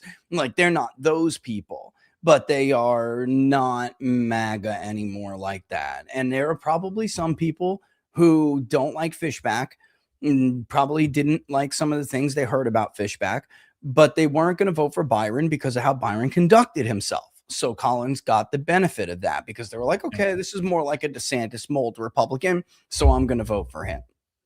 I think Collins deserves a lot of credit here tonight, man. He's going to get 25 almost % of the vote, and that's really something, you know. That's something. I think it's a signal to say that in this kind of setting, when the diehard Republicans have to pick the future of the party, that there's still about half of them that will just do whatever Trump says.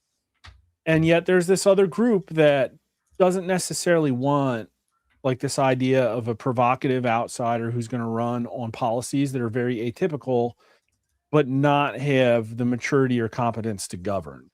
I think I think what we're going to look at, and what you brought up, and I said, I just had a 3-hour interview today with a leftist. And it was kind of interesting. On some things we talked past each other, but we had a lot in common. And she spent a lot of time talking about ICE. And this is something we've talked about as well. And it's like, okay, America did want mass deportation. Now she thought, well, it's because they were tricked into thinking all of the illegals were like actually violent criminals. It's like maybe some, but not all. No, they just wanted these people gone because of rule of law and the economic reasons. And then it's like, okay, Trump's tactics created polling blowback. People were supporting the anti-ICE protesters. There was an increase in support for sanctuary cities, and yet people still wanted mass deportations. And we both talked about how, well, like, Trump's going about this the wrong way. It needs to be more systemic. It needs to be more humane. And I think the problem is that it's like Trump 2016 had a 0 bar, and people expected an outsider to be provocative. Trump 2024 campaign looked really good in compared to Biden and Harris. Yeah. And people were upset it was a referendum on Biden. 2024 Trump needed to govern like a mature adult. I think in retrospect, and what we have is a pump real presidency. We have like, Department of War. We have busting down doors. And it's like CNL skit, bro. A CNL skit. Have you seen SNL? Excuse me. Have you seen what SNL has done? I mean, it's easy and funny again for once, from after many years of just not being funny. It is, because you're right. That is what they're doing. It's like, FAFO, bro. Just boom. And it's just like, oh my. And they're not doing it. They're not doing what people wanted them to do. So the best thing they could have done is got in, acted mature, talked like nationalists, and executed Project 2025 or whatever, right? Like, it is, Yeah. And it's been haphazard. It's been less coherent than the first Trump administration.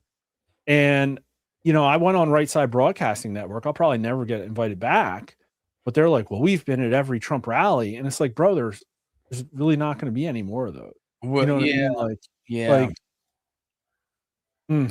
So I don't know. I mean, again, I don't look at Byron Donalds' performance and say like he represents the future of the Republican Party. And yet it also still says that Trump is going to rule over the ash heap here. Like that is what's going to happen. Yeah. I think that's a really good point. Because I think that it's not, especially in Florida, it's not going away. So I'm talking about like this grip he's got on the party. It's weakened, but it's not going away. And that leaves like Randy Fine wins and Byron Donald underperforms. You know what I mean? So it leaves the party with this diminished coalition and no hope to change it in the near future. And I gotta tell you, because I had pissed off a lot of our friends. One more thing though, Rich. Let's acknowledge before you go on. Go ahead. Balzerian beat Fishback. Wait a minute. Say it again. Dan, you mean? Dan beat Fishback? Yeah, he outperformed Fishback. Yeah, dude. I mean, and do you find that like weird at all? I don't know, man. I don't know. It seems a little weird to me, but it just comes down to me, guys. It comes down to this. I don't know why you expected, 15% of a Republican primary to be 18 to 29 years old. Like, I don't understand that. It looks like we're going to end up again. Because I think it confuses them. We're at less than 1.6. It didn't even get to 1.65. Oh my God. Guys, it's 95% in, and it's going to be tough to get to 1.65. I mean, I'm looking at Okaloosa still out, Jackson's still out, Holmes is still out. It probably will get to 1.65, but you're looking at, okay, who made up that 1.65?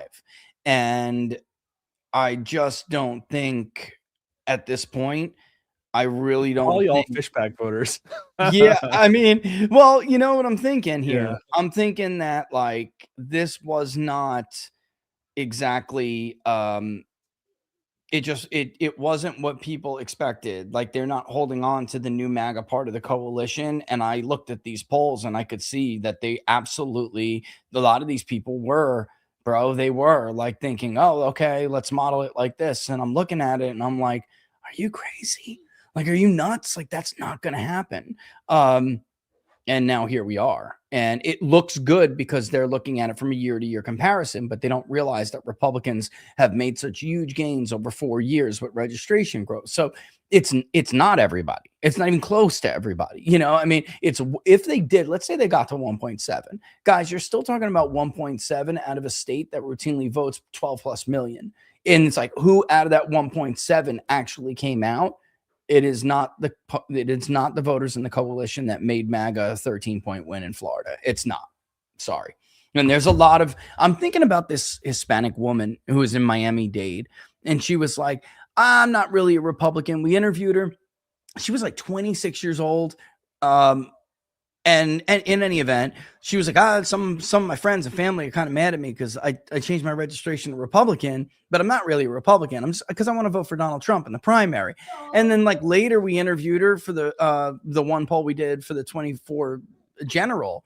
And that was the one we got like a Trump plus 13. And she was like voting for Trump and happy to do it, but still like not liking Republicans. And I'm thinking about it right now, Mark, because I'm thinking there's no way that girl voted in the primary, and I'm actually going to check. I'll check like in a month from now when it updates on the voter file. It'll probably update before then, but I'll check and see. I almost can guarantee, brother, like this girl did not vote. You know what I mean? Like she either didn't vote or she changed her registration a long time ago and went back to being an independent. And that's the problem. That's the voter Republicans are going to have a problem with. And it may not be enough to do them in Florida, but there are voters like that everywhere. And you don't have 13 points to mess with in other states. So, it's like they got this huge padding in Florida that they just don't have everywhere else, bro. Look at Texas. Florida's not going to be competitive. It's just not going to be as egregiously red as it was. But did you see the New York Times Siena thing that Harry Enton was pushing? That Trump was like underwater how many points in Florida's and bunch everywhere other states. No, it was like Texas underwater 9. Yeah, he was underwater in Florida too. It was like North Carolina 11, Florida 9, Texas 9, or maybe it was like Florida 8, Texas 9. You know, which I can't believe anyway, because Texas is more swingy. I think Texas is more swingy than Florida. I do. Yeah, the Hispanics. 100%. They're not happy with the way ICE worked. Yeah, I mean, and the ones who aren't happy live in Texas more than in Florida. Like, because you have some of those Venezuelan and Cuban Hispanics are just like, throw them the fuck out. You know, these are hardcore. Right. You know, they're like, man, my family paddled here on a fucking boat and on a tire and had to wait 10 years for a green card. They promised me 10 years before that. You know, like they don't like the border jumpers, man. They don't, you know, and it's funny. Yeah, I mean, guys, I don't know. There's some what's out there. The turnout bets are still good right now. Look at no surging. Because I mean, again, Laura's going to kill me because I don't take the second to like bet my own bets. And then I say something openly on a show with 3,000 people watching live. And then it jumps from 20% on no to 40. Run yourself. Yeah. Yeah. Nice. Fuck myself. Of course I did. And again. And now she's going to rewatch this later tonight. And she's going to be like, slap. No, don't worry, honey. I'll get mine in the end. Yeah, Byron was expected to lose some of these panhandle Big Ben, I would say, not panhandle, but some Big Ben counties. Yes, because of backyards. I don't think it's fair to say he was expected to lose like Liberty and Jackson. Maybe not like that. But like, you know, some of the Jefferson, Madison, where he is losing, you kind of do expect that. You know, backyards matter, and maybe it's just, you know, we'll see. There's Calhoun still has 44% in, so we'll see. But Collins and then Collins wins Hardy down in he's just 101 votes ahead right now, and maybe that'll change with the last dump. But he's got this like one little pocket in southwestern or south central, you know, or west, you know, central in the west, you know, outside of the Tampa Bay area, a little south Tampa Bay area. So like Donalds did better near Mar-a-Lago. Yes. And Collins did better near Tallahassee. Yes. 100%. We're now at 1.625, guys. So yeah, I mean, it'll be close on whether they get to 1.7. Very, very close. The problem is their big vote getting areas are basically done. Bay County is in now. Not basically, it is. Escambia is in. Bay County's in. Marion is probably the biggest vote getter out. Look at Mar-a-Lago. It's done. He crushed 57.8. Palm Beach 58.9. Broward, Indian River. This is all done though. You know, so he's got no chance to get to 50. No, that's probably an old comment. But it does look like Marion County is the biggest vote getter still outstanding. And boy, he did really terrible in Alachua County, which is where Gainesville is. But outside of Gainesville, there's like this red wall. They call it the red wall outside of Gainesville. And I just thought he would have done better than that. I really did. But you know why? Because who's in Alachua versus who's in like Miami-Dade and Palm Beach? Like he did better in the more non-white areas, but they didn't turn out as heavy as they needed to turn out. Like if Byron would have ran with the 24 coalition together and intact, Byron would have crushed. You know what I'm saying? Yeah. But because these guys aren't there and it's more older and whiter, he didn't. Well, that's what I was trying to see. So it looks like the Villages. Yeah. Look at between Marion, Lake, and Sumter. Yes. And Donalds did not do that great there. He didn't. You know what I mean? Like Lake is like the heart of it. And he got 45.2%. And even in Marion, where Ocala is, that's horse country. This is supposed to be Trump country. He's just below 41%. That's ass, bro. That's ass. And I can tell you why that is. I don't want to spit any names out, but like friends, family, and they're older. This is where they live, you know, and they are not happy at all. They're on a fixed income. The cost of living, he's done nothing about. No matter what you want to say, guys, about maybe 1 month of a CPI doing better. Producer inflation, it was horrible. Wholesale inflation was horrible. Gas, you know, and they did not change their registration from, like, a lot of these older white Democrats who changed their registration from Democrat to Republican, even though many of them had been voting Republican at the federal presidential level anyway. Maybe Bill Nelson, he still got their vote. They did not change their registration for another war in the Middle East. I'm sorry, guys. Yeah. I'm sorry. That's it. And we both tried to stop it. We did. And here we are. And now they're forced to share analysis that isn't novel, pretending like, I don't know, I'm sure you saw it today. Well, see, it's always a summer lull with polling for us in the Senate. First of all, Sherrod Brown, for instance, is far outside of the average era. For if you look up the last 4 cycles of Senate polling overstating Democrats in states like Ohio, yeah, by about 4 points. Well, Sherrod Brown's outside of that. Even factoring that in, Sherrod Brown still wins by 3.5. Secondly, there's never been a summer lull in our polling, and you know this. I was telling JD all through his campaign, don't listen to your own pollster. Don't listen to USA Today. Don't listen to all these other people. Tim is not up on you. You're winning. You're going to win. It's closer than it will be right now, but that's just because we're waiting on people to break and say they're going to vote, and they're decided, and they're going to vote for you. Come September, you'll be fine. Don't worry. But he was never down. Yeah. Those polls weren't right. You know what I'm saying? Like, in our poll, he was always up. We never, dude, I don't know actually I do. The last time we had a Democrat leading in a U.S. Senate race in Ohio was when Josh Mandel left the race because his wife made him leave the race in 2018. And Jim Renacci tried to take his spot. And Jim's a nice guy, but he just had no mojo, no juice. He was a textbook Republican establishment dude, like a textbook Republican. He got crushed. Sherrod Brown beat him. And that was the last time we had a Democrat leading in our poll in Ohio. Went from being Mandel +7 to Brown +5 because it was just a shakeup in the candidates. And now here we have John Husted, the epitome of the Epstein class rhino Republican, running against Sherrod Brown, the strongest Democratic candidate you could run for Senate in the state. It's just like stupidity. And then Vivek, who, you know, I personally like, but boy, that guy is he's the terrible candidate, Mark. He's just it's not going well. Yeah. So Patrick, I'll comment on you in a second, Patrick. What I mean, that's all right. He's in some ways was very astute to piggyback off of MAGA and suck up to Trump in the 24 primaries. But at the end of the day, like, some of his core beliefs are very traditional Republican, and they're like on the way out. It's like the magic dirt stuff is not going to win with the younger Republicans anymore. No. And, you know, I'm sorry, but that's just, it is what it is. I got to bounce in a couple minutes for a show, but I did basically want to point out that I think we both warned Trump this very specific thing. And again, I don't want to predict exactly what's going to happen in the midterms. I think it's fair to say that barring some kind of surprise Republican overperformance in the polling, the Democrats will pick up both houses. Yeah. Which means that objectively, in most ways that matter, the Trump agenda is dead. It's over. So we both predicted that this would happen.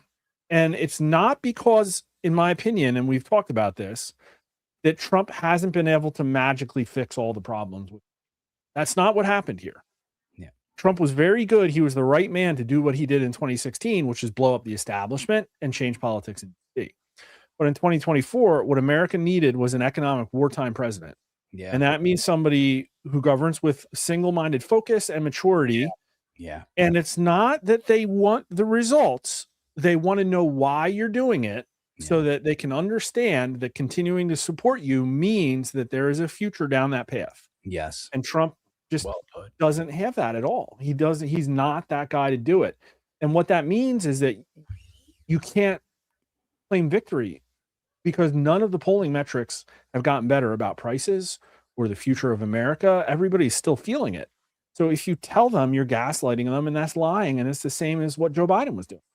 And so we're in this cycle where Republicans basically need to acknowledge the failures of capitalism, and they're not. And their fake form, their fake idea of capitalism. It's not even real capitalism. They're like worshiping at this altar of fake capitalism, which is something Matt Gaetz and I were talking about privately, like this idea that because I see them calling you a socialist on X because you're saying like this. Listen, you have to understand that if you argue with them on healthcare, by the way, and you're not prepared at all to fix the problems of high premiums, deductible, all of this. And why is our insurance industry like that? Even before Obamacare, it's because of fake capitalism. It's not real capitalism. These are lobbies that get their way and they get protections and price controls. Basically, that's effectively what they are, for that favor them, not the consumer. And I saw you right. Like, look, if you're going to try to argue with Democrats on healthcare with this position, guess what? Socialism wins.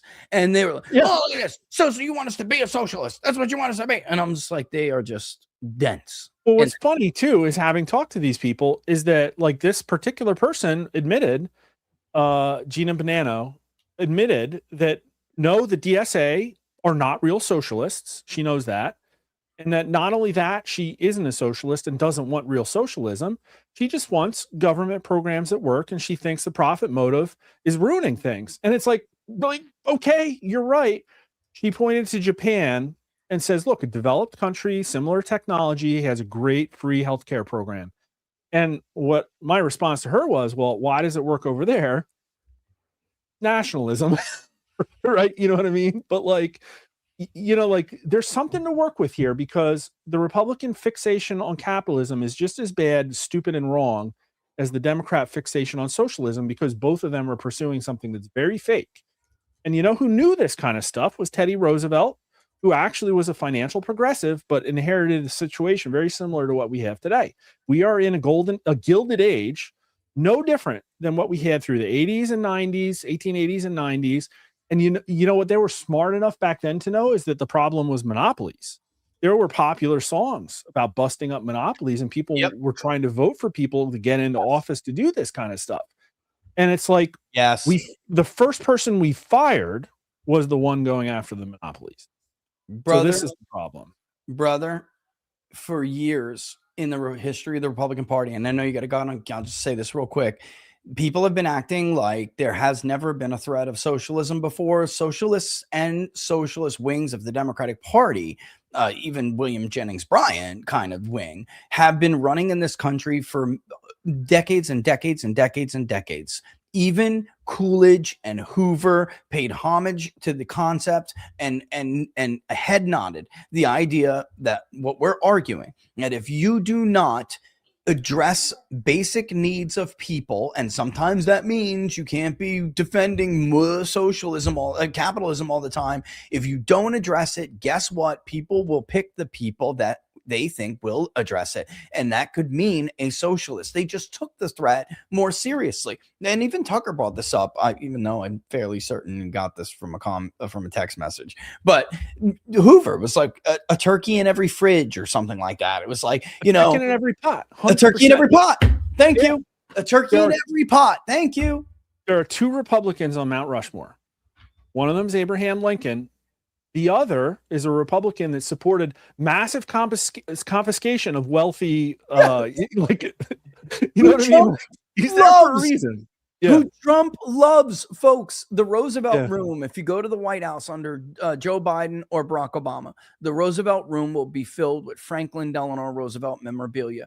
Every time Trump gets in the White House, it's a beautiful thing. They rip it all out, and it's all Teddy. And I've had.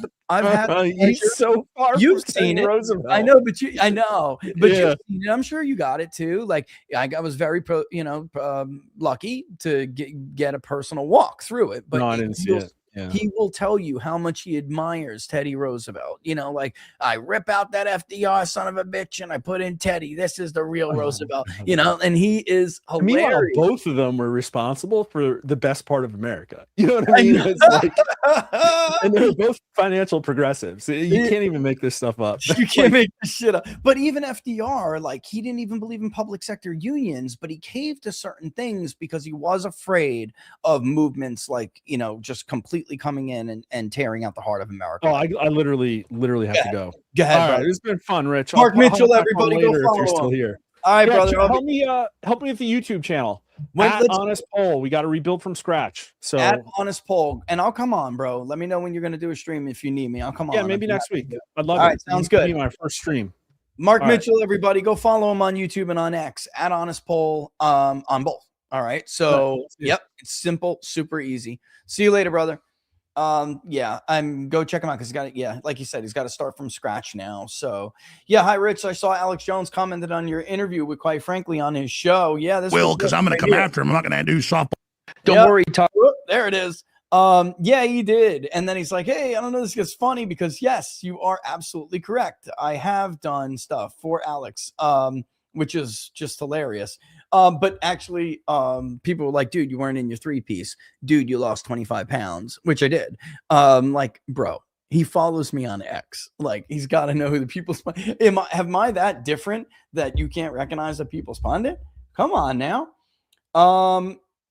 Let's see what this. Here's a small token of my appreciation from a native North Carolinian. Buy something to ease the diss from Alex Jones. I know. What the fuck was that, dude? I laughed my ass off at it, but I still was just happy that Frank's got a great show, and quite frankly, and I was happy that one of those clips just went nuts like that. It was great. It's crazy that Monty Fritz in Tennessee did way better than Fishback is doing. And Monty was running with $350K raised against $35 million against him. I hadn't looked at that. That's interesting, though, man. Let's go check it out. Tennessee, where are you? Where are you? I don't know why it's not in DDHQ picks at all, even from prior. I mean, I'd have to go and check it out because, of course, in the vault. But I will. And I'll take your word for it for right now because it's not in my mind at the moment. But Wyoming doesn't close until way late. Alaska, 1 o'clock in the morning. So we'll do an Inside the Numbers recapping it. We just can't do it. Wyoming, and, it's funny, Mark was saying, there's one, Florida is still, if like there's any Trump stuff, around Trump country left, it was Florida. Wyoming is the most Trumpy state. And then when you're talking about like competitive, once upon a time, fringe competitive, of course, Florida used to be razor thin. I think out of all of these states that get headline bearing states, Florida is still probably the most Trumpy out of all of them. But it's weird. You can tell just by what we said before. You have Byron Donalds winning, but underperforming. And then you have Randy Fine winning. Even though, again, Randy didn't really have, you gotta applaud Dan and others who give it a shot, even though I don't think that was like the best person to run against Randy Fine. I think it's very, very clear that Randy Fine is easily beatable in a Republican primary with a legitimate Republican primary challenger, a legitimate America First challenger. And guys, he never really had any support when he got the nomination. He ran 20 points behind Donald Trump in that district. I mean, you expect to run behind Donald Trump. Nobody's going to run as strong as Trump, especially in these key districts that really tell us a lot about stuff. But 20-point deficit, less than a year after Donald Trump's elected, that's pathetic. Randy, I ran 20 points behind Donald Trump, but it's just fine.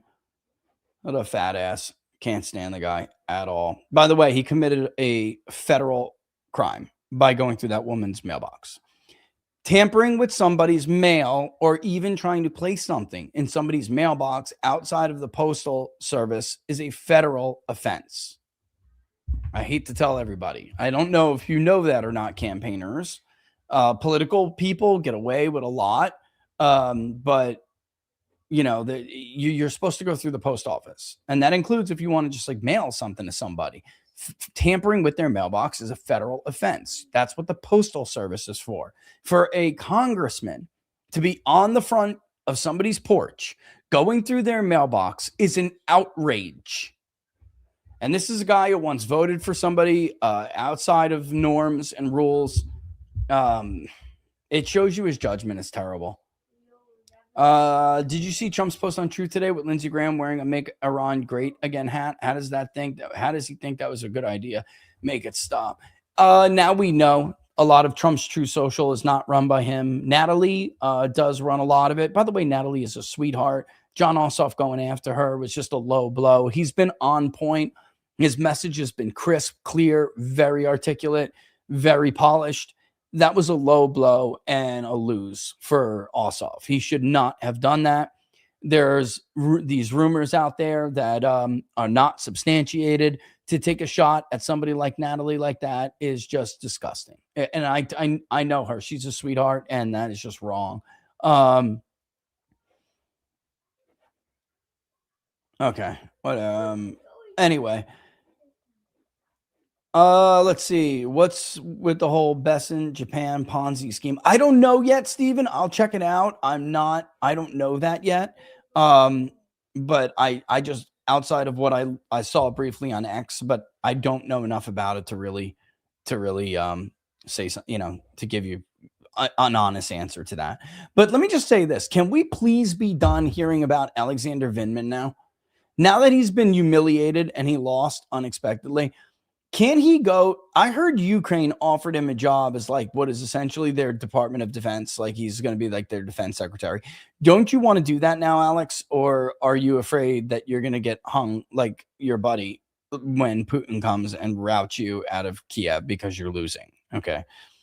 As soon as all of the old guys and young women are killed, now that you went through the entire population of Ukraine, as soon as you bled out the elderly and the female, you afraid they're going to come and get you? And like, that's not, like potentially providing future advancement opportunities in that field. I thought he was going to win, bro. You don't feel comfortable accepting that offer from Vladimir Zelensky? You don't want to go spend the rest of your years in Kiev snorting lines with your homeboy? Bro, just get lost. You should, honestly, Vindman should be in a hole somewhere. He's a traitor. And he's with the transcript that led to impeachment. Vindman should be in a hole right now, going mad, because that's what happens to human beings who are locked in solitary in the dark for years and years because they're traitors, and that's the treatment they deserve. If I was Trump, I would have rounded his ass up already and threw him in a dark hole somewhere. Don't. Yep, he deserves it. And you're lucky my little son's here. Otherwise, I would have used filthy language. How we doing over there, cutie? I'm happy. You happy? Yeah, even when I'm not by myself. Well, I'm here with you. You're not by yourself. Hey, Rich, not a member yet, but do you think I'm safe to put another 200 on Dems winning both the House and the Senate? Look, the Senate is a little bit more in flux, but here's the thing. Alaska is not looking good. For all the people who think it's like funny or something that Peltola is having a shakeup in her campaign. Peltola is ahead. It could all come down and hinge on Alaska. Ohio, I just don't see it. Can Hinson hold on if Sherrod Brown, because, like Tarek is not Sherrod Brown. And then Paxton in Texas, because they're trying to sabotage Ken Paxton so they can throw money at someone who makes them more comfortable. I forgot to tell you guys this, but Fox News, you can't trust them when they come out with like a Mike Rogers +4. You can't trust them. I'm telling you, the day they did that, I saw Democrat internal polling that had El Sayed up by 6. I myself, immediately after the Democratic primary, which the Republican primary was the same night, I myself polled Michigan, and my poll looked more like the Democratic poll from the firm that conducted a committee that polls and supports Democratic Senate race. I know the polling firm. He's very good. He's a Democrat, but he's actually very good. What I think is the same reason why you saw them change their power rankings. And if you don't know what happened, they moved Texas from leans Republican to toss-up, and they moved Michigan from leans Democrat to toss-up. So that left Democrats and Republicans each with 47 seats. I'm going to say this again. Murdoch Inc. cannot be trusted. They are doing that along with their poll. Guys, Sherrod Brown's up by 8, but Mike Rogers is up by 4. Do you think in any world that's going to happen? Because if you do, then you know nothing about politics. It's just not going to happen. Sherrod Brown could be up by 3.5, and maybe Mike Rogers ekes it out. But his hill to climb is extremely steep. And I will tell you what I saw in the Democratic polling. Do I still have it up here right now? Okay. They both were only losing about 3% crossover support, but Mike Rogers had about 2 points more of his party. Where was the rest of El-Sayed's party? It was in undecided. It reminded me of Mayorkas versus Jay Jones, and a lot of people had Mayorkas up, and I was telling them go back in the field because those undecideds, those Democrats, they're not really undecided, and they're breaking for Jay Jones. They will, and in the end, they will vote for Jay Jones. And thanks to me, a few people did, and they were not humiliated. Also, the governor's race was way, it was a blowout. It was not single-digit lead for Spanberger, 3 + 4 + 3, like a lot of these pollsters had it. And if I didn't tell them to go back in the field, they would have looked ridiculous. But the independent vote was El-Sayed +10. If you look at the write-up, the Democratic pollster wrote, he said, typically this state is about even when it comes to turnout. The Fox poll is modeled extremely Republican. It's more Republican than the electorate Donald Trump had in Michigan. I'm serious. The Rogers +4 is modeled more Republican friendly than even Trump had in 24. And oh, by the way, Rogers had in 24 when he failed to close the deal, even though Donald Trump was on the ballot. The race was very close, but he went down. And Trump even outperformed him in places like Oakland with affluent suburbs. He also outperformed him with Hispanics. He also outperformed him with blacks. He also outperformed him with white working class. So somehow Mike Rogers is going to outperform him because El-Sayed is a DSA candidate. The independents in the Democratic polling had El-Sayed winning independents by 10. And when normally it's a Republican, Democrat, even electorate, they had it modeled at a little advantage for the Democrats, a little advantage. Everything we saw, including primary voting, suggests that the polls that are modeling for Republican-heavy electorates are wrong. And by the way, that includes in Florida tonight. If Democrats are holding their own in Florida, how do you think it's going to go in Michigan, where they already outvoted Republicans by over 400,000 votes? Ditto North Carolina, by the way. Ditto in Georgia, by the way. And in Texas, where they finally got what they wanted, the bragging rights of saying we outvoted Republicans in a real pound-to-pound contest. It's just not reality. So the answer to that, Radiohead, is I still have money on the Senate. I'm not putting any more on it because I don't like the odds at this point. I like the odds when they were 30%, and I'm up. So I don't know. If they fall again because the polling starts to tighten, I will review that again. Okay. But right now, for instance, on Kalshi, let me go and look. Let me go to my portfolio, my positions. They have a 49% chance. Man, I could cash out right now and do well, but I'm not going to because there's no way I'm giving up that bet. I'm only down on one, and I'm waiting for the markets to finally realize they gave the Republican way too much of a chance to win that district. Ooh! When are they paying out my David Crowley bet? I could sell it right now at 99 cents, or do I just wait for it to resolve? Wait for it to resolve. If I sell it now, I get, wait a minute, mark to market, cash out now. Oh, I get like nothing. I get like another hardly anything. I get another 0.12%. I could just cash out right now and take my money. I'm gonna let me see what happens. Yeah, I'm cashing out and taking my money. Mark to market. Give me my beans. Holy crap, I made bank. 31% on David Crowley because of 0.3. Once I realized she's gonna live, this is not enough votes. I did get Crowley. And it's like a 31% on the margin that I got. I'm selling this right now. Thank you. Give me my money. Thank you very much. Speed alert for your Wagoneer. That's hilarious. Sold. Yes. I bought it 22. I am like a little better though, guys. Like I don't like to gamble much, so I don't bet high numbers, except for the Gallrin trade, Paul.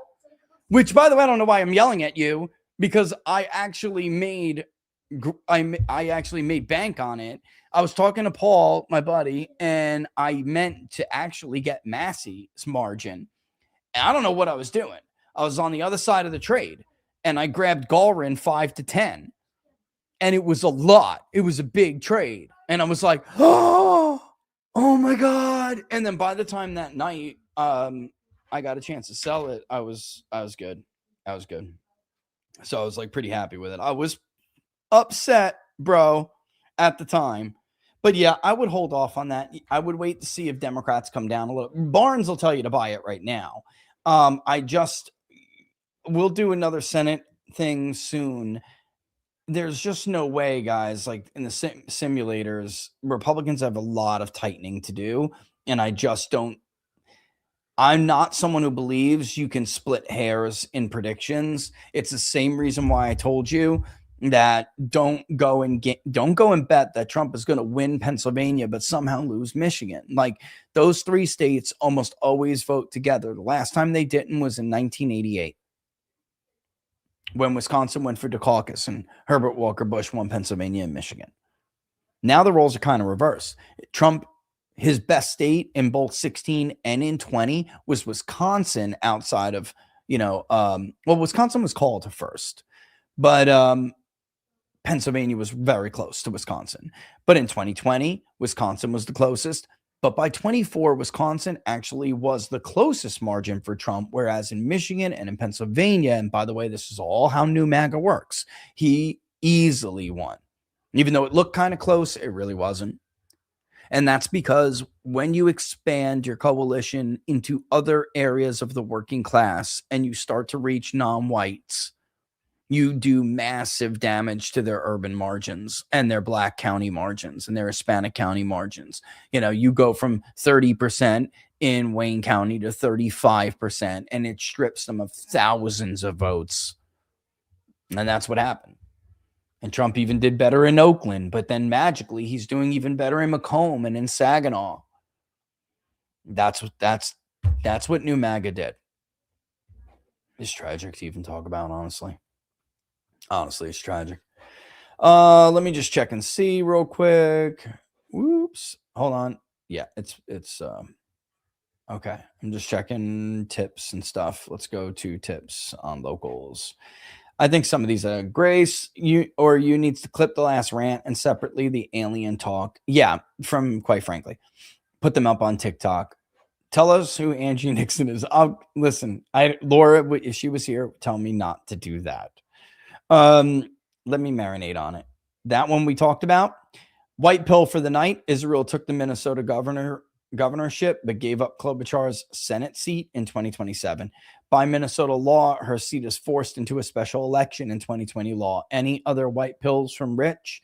Listen, if there was a complete collapse in turnout in Florida, it would be disastrous. I am telling you, though, even at 1.7, they're still not at the advantage that they would need in order to say, all right, if we compare it to 2022, then we're right on par. It's not going to be an R plus nearly 16 electorate. So, it's not exactly how much I'd love, but is there another white pill tonight?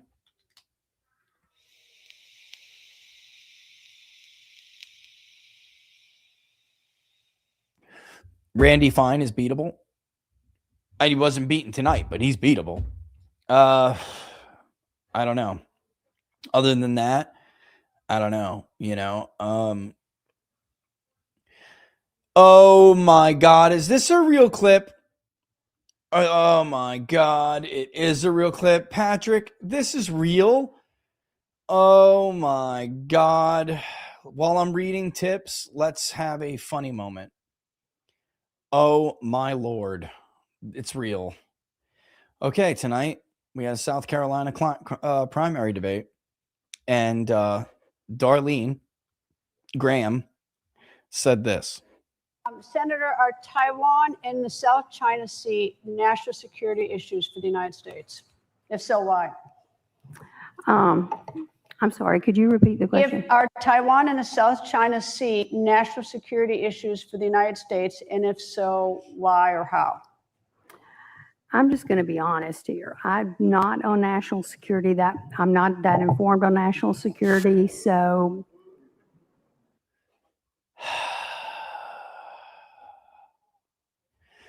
Great. Thank you, Donald Trump. Her brother was gay and she's an idiot. Fantastic. Ultra MAGA. I'll be honest with you. I'm not that informed on foreign policy and national security. Well, that's problematic, Darlene, because that's the job of a U.S. Senator. Holy shit, late stage empire called.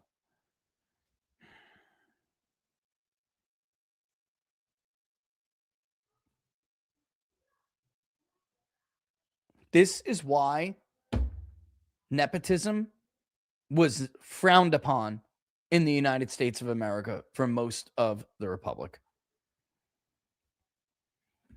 You don't pass Senate seats from sibling to sibling.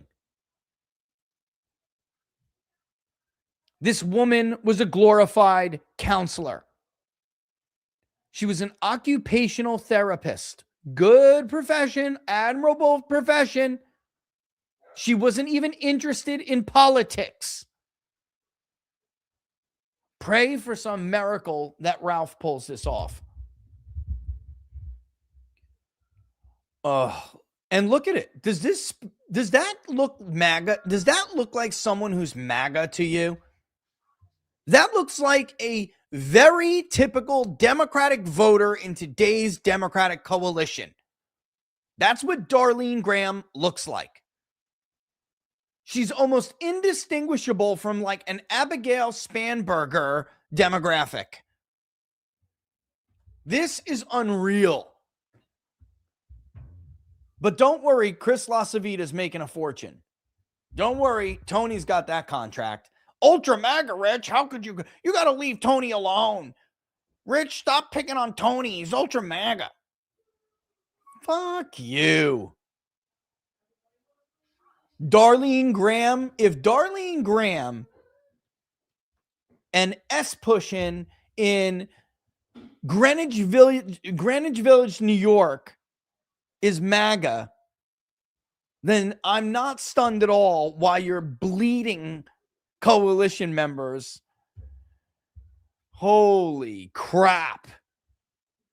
I gotta be honest with you, I'm just not. Yeah, let's one more time. Let's listen to that. Just so you know, I am not making this up. Let's go ahead and listen to Darlene Graham again answer a question on national security. Because honestly, I could play this 10 times and it wouldn't be enough. Senator, are Taiwan and the South China Sea national security issues for the United States? If so, why? I'm sorry, could you repeat the question? Are Taiwan and the South China Sea national security issues for the United States? And if so, why or how? I'm just going to be honest here. I'm not on national security. I'm not that informed on national security, so. Dear God, help us. Lord, I don't know. I'd say save us only for my children's sake. Did you get a half-assed sarcastic laugh out of median strategies? Oh my God, P-pick and cute. This is what I'm talking about. Just because it's like I spent 10 years fighting the legacy media and pollster establishments because I wasn't part of the club. What they did to me is not the same as verifying whether or not a pollster is a credible pollster or is this a credible firm or not. For nobody who understands what they're doing, it's just, let me finish reading her comment, was just a short-term social experiment accident, right? I'm sure Bass will get right on that, aren't you? Yeah, I'm potentially waiting on the audible. TikTok, laugh, laugh, laugh. For people who don't know what she's talking about, Media and Strategies put out polling showing Hong was going to win by like 20 points. It turned out to be a complete sham. And they put out a press release saying, we were just trying to show you how easy it is to get completely fake polling in the media space. It wasn't a real poll, as so many are not, by the way. They're not real pollsters. And unfortunately, while I was doing this and fighting this fight for no good reason, apparently, I did alter the polling industry, but I democratized it in a way where it's like, it's an overcorrection. Now everyone and their mother is manipulating markets. Now everyone and their mother is putting out polls. There are too many polls and not enough pollsters. That's humiliating for our industry, and it's humiliating for the election mafia who once played gatekeeper and now have just completely opened the door. Humiliating. There are basic standards of disclosure that need to be met, and people aren't meeting them. And then they cry like little bitches when you call them out on it. And look at this. It pisses me off, honestly. It really does. Prohibited myself from reading. I see my food is here, but I got to finish the comments. Prohibited myself from reading, turn on TV, podcast, doing happy talk on ours, doing better than we think. I suppressed the urge to smash my TV. Phone rings. It's a boomer boy. We're losing because we didn't keep corning. Me, we suck everywhere thanks to the war. Him, no, it's Paxton. Everyone understood Iran can't have a bomb. I'm surrounded by insanity. He's lucky we don't live together. He'd find a frying pan upside his head. Thank God you're back, Rich. I'm thankful that you listen. I really am. Paxton's in a position that he's in. You're only getting one side of it. Like, oh, it's Cornyn because we got rid of Cornyn and he's lazy. I heard Mark Halpern saying, I like Mark, but that's the donor side of this. Let me tell you what's really going on. This is what the GOP does. When you defeat one of their fake fugazi conservatives and you try to replace them, this is why so many people are going to flock to this third party if this isn't fixed, because too many damn people are on to this game. This is why the party's not reformable. Every time you play by their rules and you beat them at their game, despite being outspent over 100 million to 5 million, they take their ball and they go home. And now the donors are suppressing their funds from Ken. It's not that he's a lazy fundraiser. He can't get them to give them money. They're doing it on purpose. They want Ken to lose. They would rather Tallarico win than actually get somebody America first. That's the truth. I miss Russian Charlie. Me too. Every single day, Michael. Every single day. What do we got here?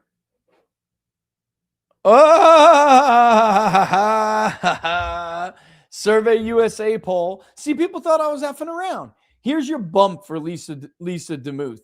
Here's your bump. This is all you did.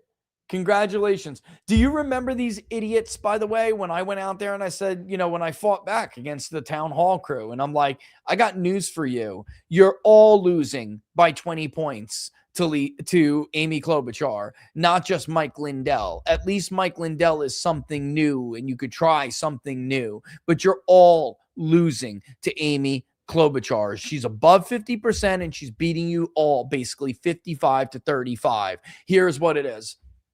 That ain't big data poll. And by the way, even though my poll was 2 months old, it was still more accurate than KSTP. We had a closer race. Even before the immigration mess up with Lindell, that definitely hurt him. Here's Lisa making it competitive. I told you, they're all losing by 20 points. And that poll is the poll that put out, even though their second to last poll had Lindell up by 5. Their last poll had Lindell up by 9. And they changed their headline from Lindell has a lead to DeMuth in striking distance.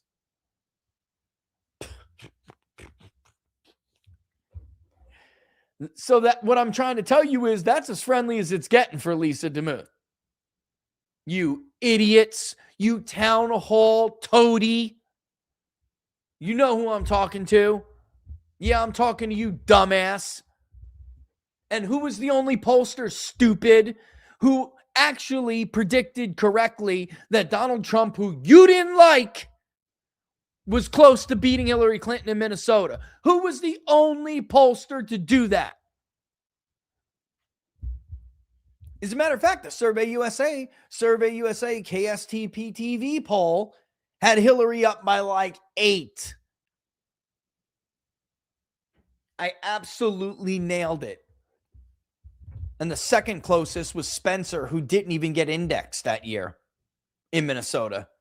Spencer, Kimball, and Emerson College, who I believe also had it like Clinton plus 3 or something. And we were Clinton plus 2.1 or 2.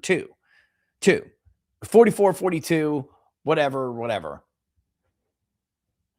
Almost nailed it. Right on the dot, almost.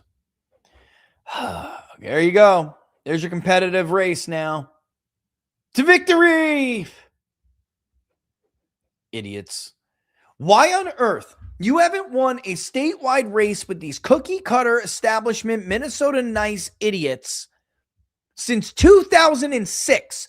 2 decades. Tim Pawlenty.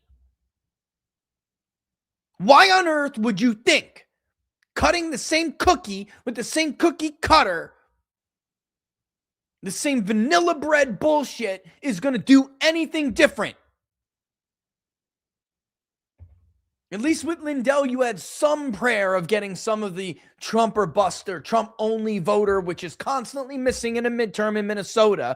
At least you had some prayer of getting them out to help some of the congressional seats, to help some of the local offices. He was going to get crushed. Well, look at the fuck are you doing? Was Lindell going to get less than 36%, you fucking toady? Good job, stupid. Let's pick the Speaker of the House who presided over the fraud. She's real convincing. Dumbasses. You're all fucking stupid. That's the truth. You're all fucking stupid. And I have to watch you be stupid. And it is actually painful.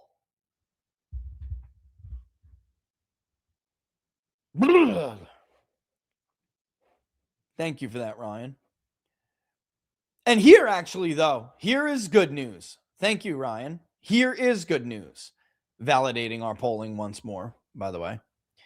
Validating our polling once more. Democrats messed this up. They did. They messed this up. And, I told people in the Minnesota GOP, so I was like hoping and praying Flanagan would win this nomination because Peggy Flanagan is only 5 points ahead of Michelle Tafoya. They could make this a real race. I'm not kidding.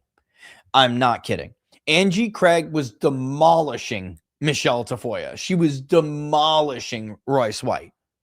And by demolishing, I mean like 20 points. Just absolutely crushing it. By the way, Fishback won 89% of the vote in the Florida State University precinct. That's interesting. But again, of course, he won the young vote. Of course. But there just wasn't enough. Because they're all those who are even voting, sure. But they're done. They're done, man. I don't know what they're going to do in November. I'm telling you, Republicans are they're going to be missing 30% of their turnout. And for everyone jumping up and down thinking Florida was a good result today, I got news for you. Even when Republicans underperformed expectations in 22, what were the 2 states where they did not? Florida. And what was the other one? North Carolina. They both had their own red waves all throughout the state. Republicans got super majorities. What's happening in North Carolina this time? Oh, that's right. But at least this is a race. Maybe they can spend some money there. Maybe they can help. Maybe they can force Democrats to spend money there, which will take it away from like Texas. That's the hope, you know? The odds are very high. Gray, burn it down, baby. That's what it's all about.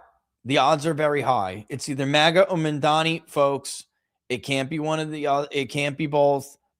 And it can't be a third. There's no third. Like, there seems to be this idea among these dumb neocons that there's a third path, a third choice, a third option. There is not. It's either MAGA or Mamdani.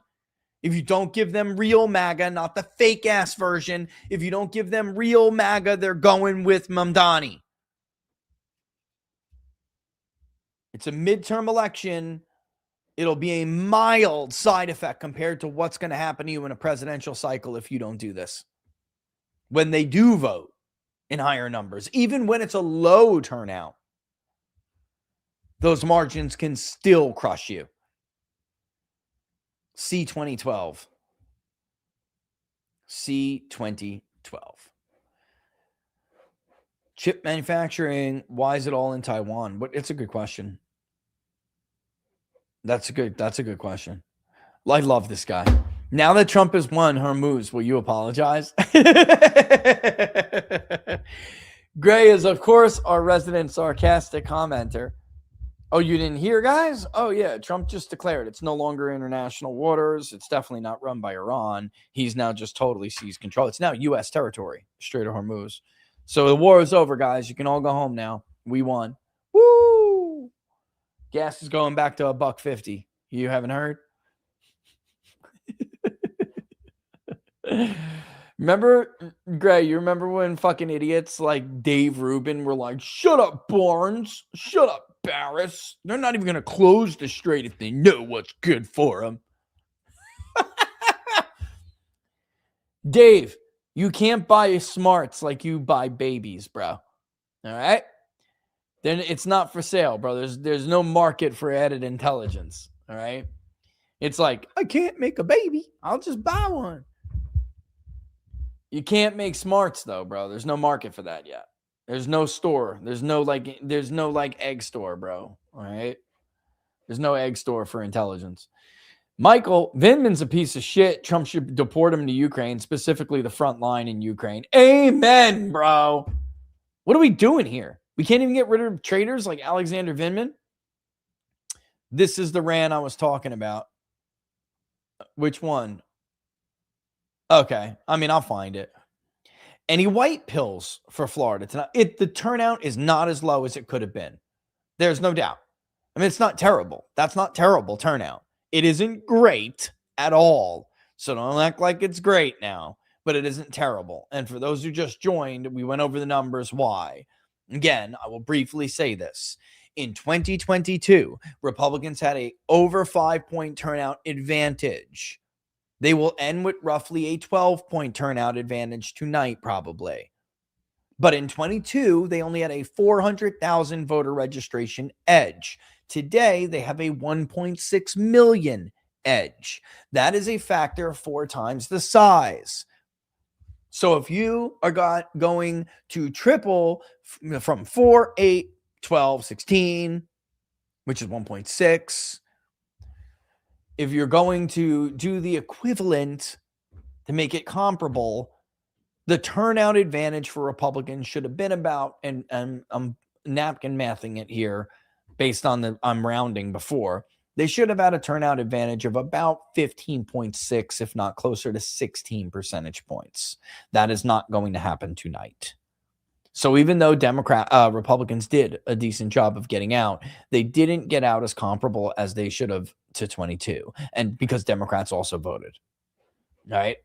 So it actually shows that Democrats probably still have their, proportionate turnout edge. Democrats decisively won the early vote period with mail-in voting. Republicans went into combined mail-in and in-person, they went into election day with roughly a 50,000 vote advantage. It was not that big, but the election day swamp that is Republican turnout, there's still a culture of election day turnout in Florida, swamped Democrats. But unfortunately, where turnout was heavy, like we could see this right here in the, okay, it was an error. Let's see what Fishback actually got. Oh, Bilzerin's original vote share was an error. Oh, get the fuck out of here. No one's going to let that go now. Oh, boy. Fishback won every college campus precinct, every single one. Fishback also won both young precincts at the University of Tampa, overwhelmingly. He won 89% in Florida State University's precincts. Oh, my God. So he did. It's just that he didn't win enough of them. You know, I mean, just enough of them did not come out. And that's what my point is between the young part of the MAGA coalition and between the non-white part, even overlapping elements there, obviously, because the younger Republicans are more non-white than older Republicans. That is where they turnout lagged.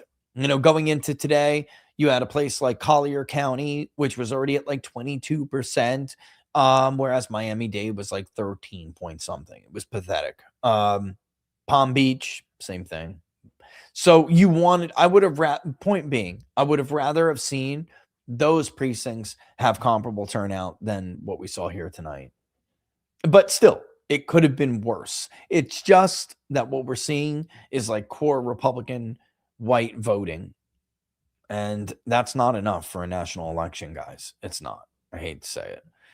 Now, does it mean Florida's going to flip? No. But it will mean that Byron Donalds will probably need money that should be going to other candidates, like Zach Lane in Iowa.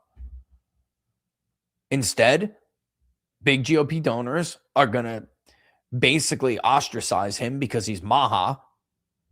And they're going to be giving their money to like Byron Donalds and Greg Abbott, who are struggling. Now we can dispense with the bullshit that the polls are wrong and Abbott's isn't this poll's fake, and you know because Abbott's in single digits. Well, now your great Fox poll you just touted because of Mike Rogers also shows Greg Abbott is only ahead by a few points.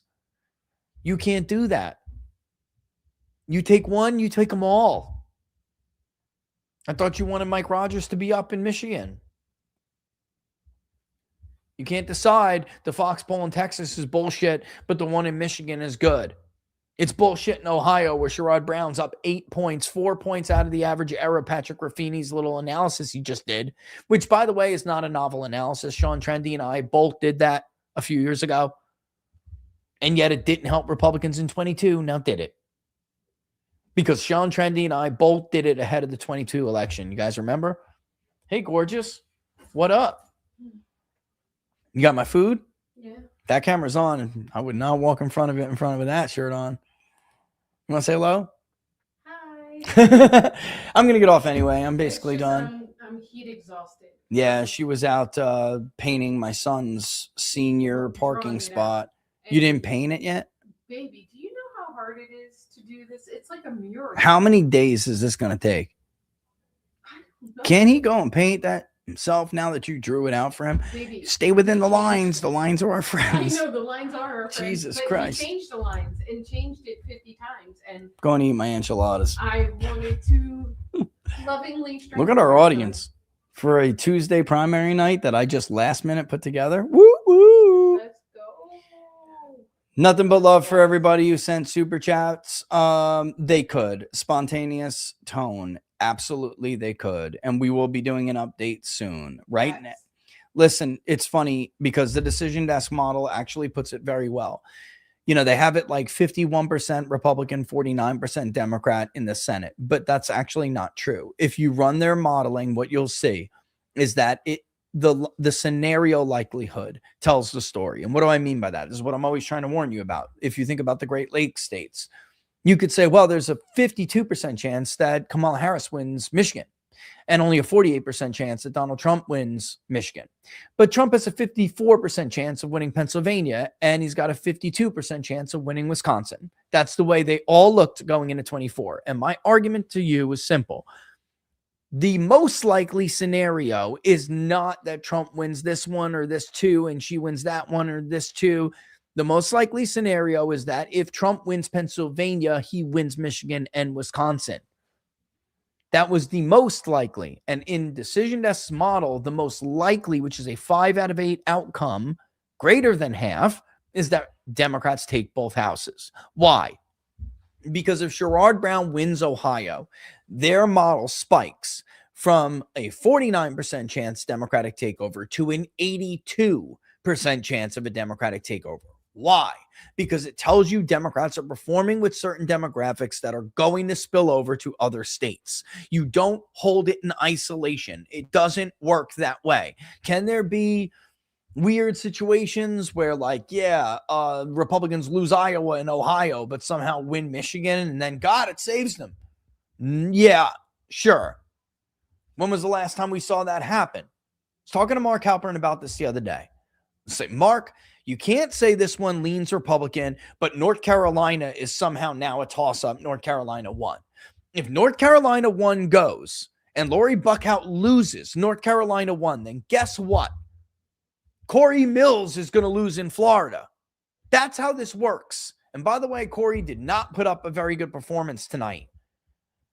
He's weak because he is a flawed candidate. And somehow the White House didn't friggin' listen. And they should have kicked his ass out and replaced him with someone else before it was too late. And unfortunately, that didn't happen. And now here we are. Corey Mills, you want to see how he did, guys, real quick before we go? Because after this, I'm going to go and I'm going to go eat before my food gets cold. Look at how Corey Mills performed tonight. Worse than Randy Fine. This is a flawed candidate. Oh, he lost. Corey Mills did lose. It's over. He's done. Oh, my God. Thank God. Oh, my God. Thank God. He lost. Oh, God. Barnes was like, dude, it's close. It's like even. And I'm like, he should lose. Barnes, he should lose. Because I know Barnes was going to go bet on it. And I'm like, dude, he's going to lose. Don't worry. He's going to lose. Thank God. Oh. Well, that helps. But again, if you lose North Carolina 1, for instance, then like Laura Boebert is not holding on. I don't know what to tell you. The idea that somehow that shit's going to happen is a joke. It's not how it works. When these blocks fall, if the levees break, all of those cute little lean R races are gone. But they got to win 54% of the 77 districts that are R+4 to D+4. Bitch, they represent 54 of them already. They're going to sweep the rest of them. That's what happens. Guess what I did? Shame on me. Oh, what if Pastor's watching? Sorry, Pastor. She literally, after church, she's literally like, you gotta forgive his potty mouth, Pastor. I'm like, I give it with the bark on, baby. The Lord knows me. The Lord knows me. The Lord understands my frustration. Oh, God, you're shaming me. Oh, the Lord understands. Oh, thank God Corey Mills lost. Goodbye. Now that Corey Mills is done, let's call it what it is. Here's exactly what I'm talking about with these fake ass people in the Republican Party. And they're everywhere. But these fake ass people, this is a man who pretends like he's the embodiment of evangelical values. Then why are you getting on your knees, bro, and praying to Allah 3 times a day? You forget to tell the Republican primary voter that? You forgot to tell your friends at Fox News that? Here he is pretending that I am such a family man. Look at my wife and my kids and my cute little photograph. Meanwhile, this guy chases everything with a skirt above the age of 18 years old. He's disgusting. He tries to bone every legislative assistant. He chases every tail that's new that comes into town. He's gross. Goodbye, Corey, you freaking fraud. You're the worst of us. You make us all look like shit, and I'm glad you got sent home packing. Never come back again, bro. Get right with Jesus or Allah. Sorry. Get right with Allah, bro. Scumbags. Want to come to my beach house, little girl? Want to come to my beach house, little girl? Go home to your wife, you piece of shit. Maybe you're be going home to your wife now, because ain't nobody going to care about you. No more Ashley tail chasing for you, dude. I said Ashley tail chasing, Laura.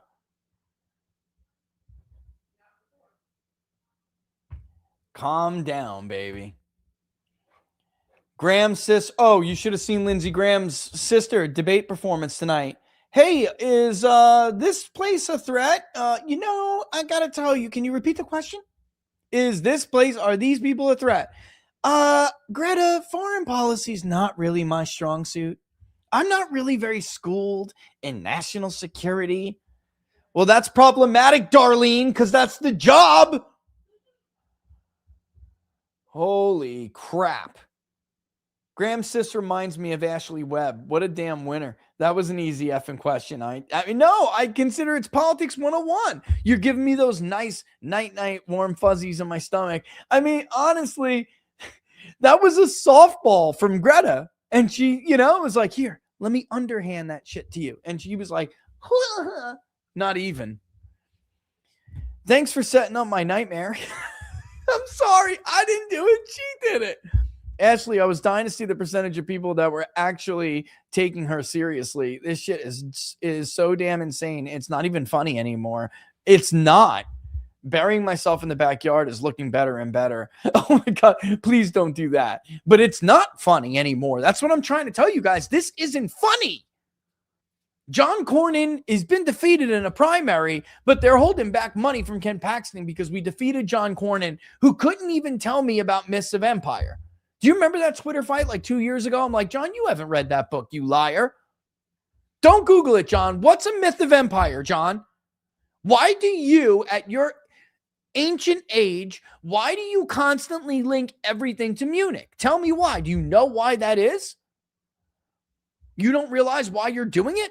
It's a confirmation bias, a framing bias, a bunch of different biases, along with cognitive dissonance. But you are part of a generation that tells itself myths, and we all do. Myths are generational. Not everything is Munich, bro, and not every bad guy's Hitler, bro. And he's like, I know what I know. No, you don't. Stop lying, John. Don't use Google. They don't know what they're talking about. This is a major problem. Our founders were part-time legislators, and they were infinitely more informed than these idiots.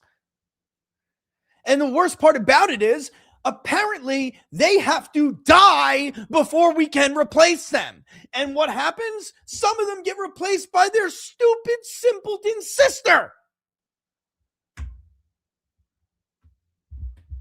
The Republican Senate, the Senate during the Republic, even hell, the post-Republic era of Rome was more credible than the Senate we have today, ladies and gentlemen. I'm sorry.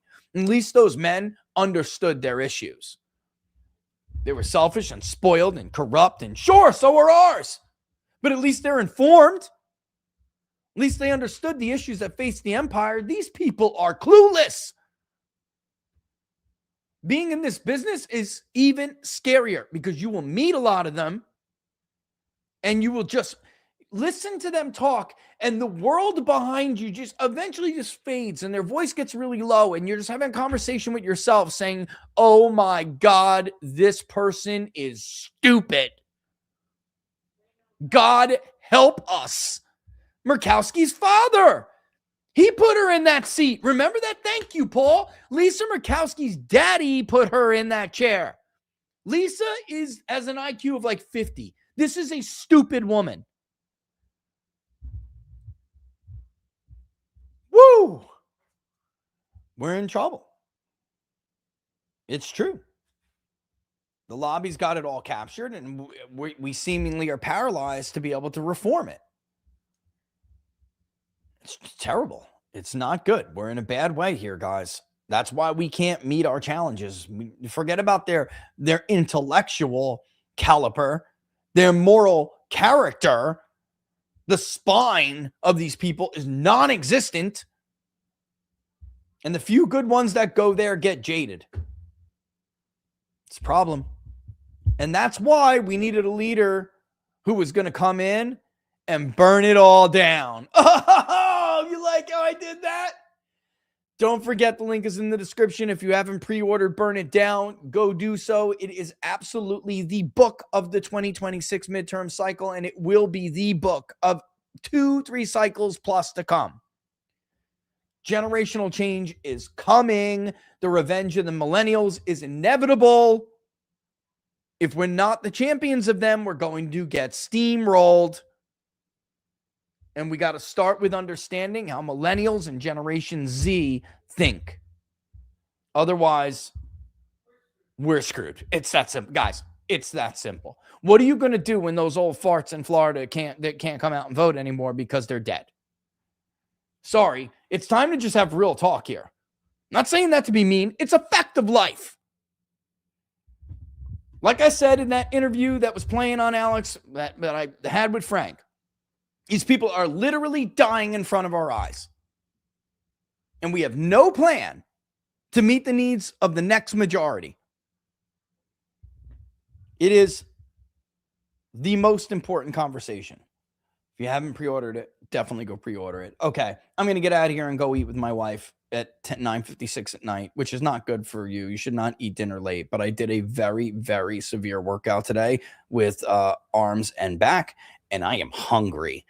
I'm going to eat, then I'm going to have a protein shake. You know, when you work out really hard, you just want to eat like a whole chicken, like a whole cow. Like, I'm starving.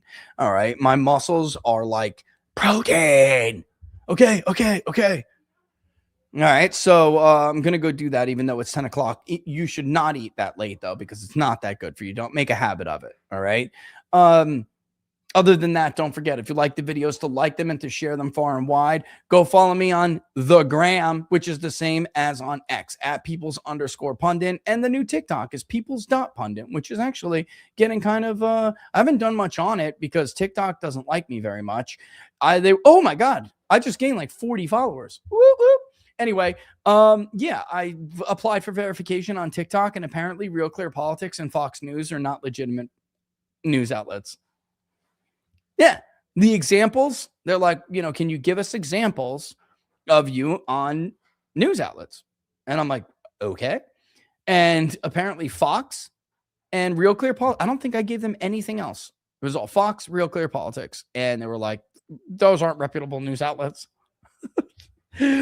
Okay, I guess I'll have to get on CNN, maybe MSNBC, and then we'll get on there.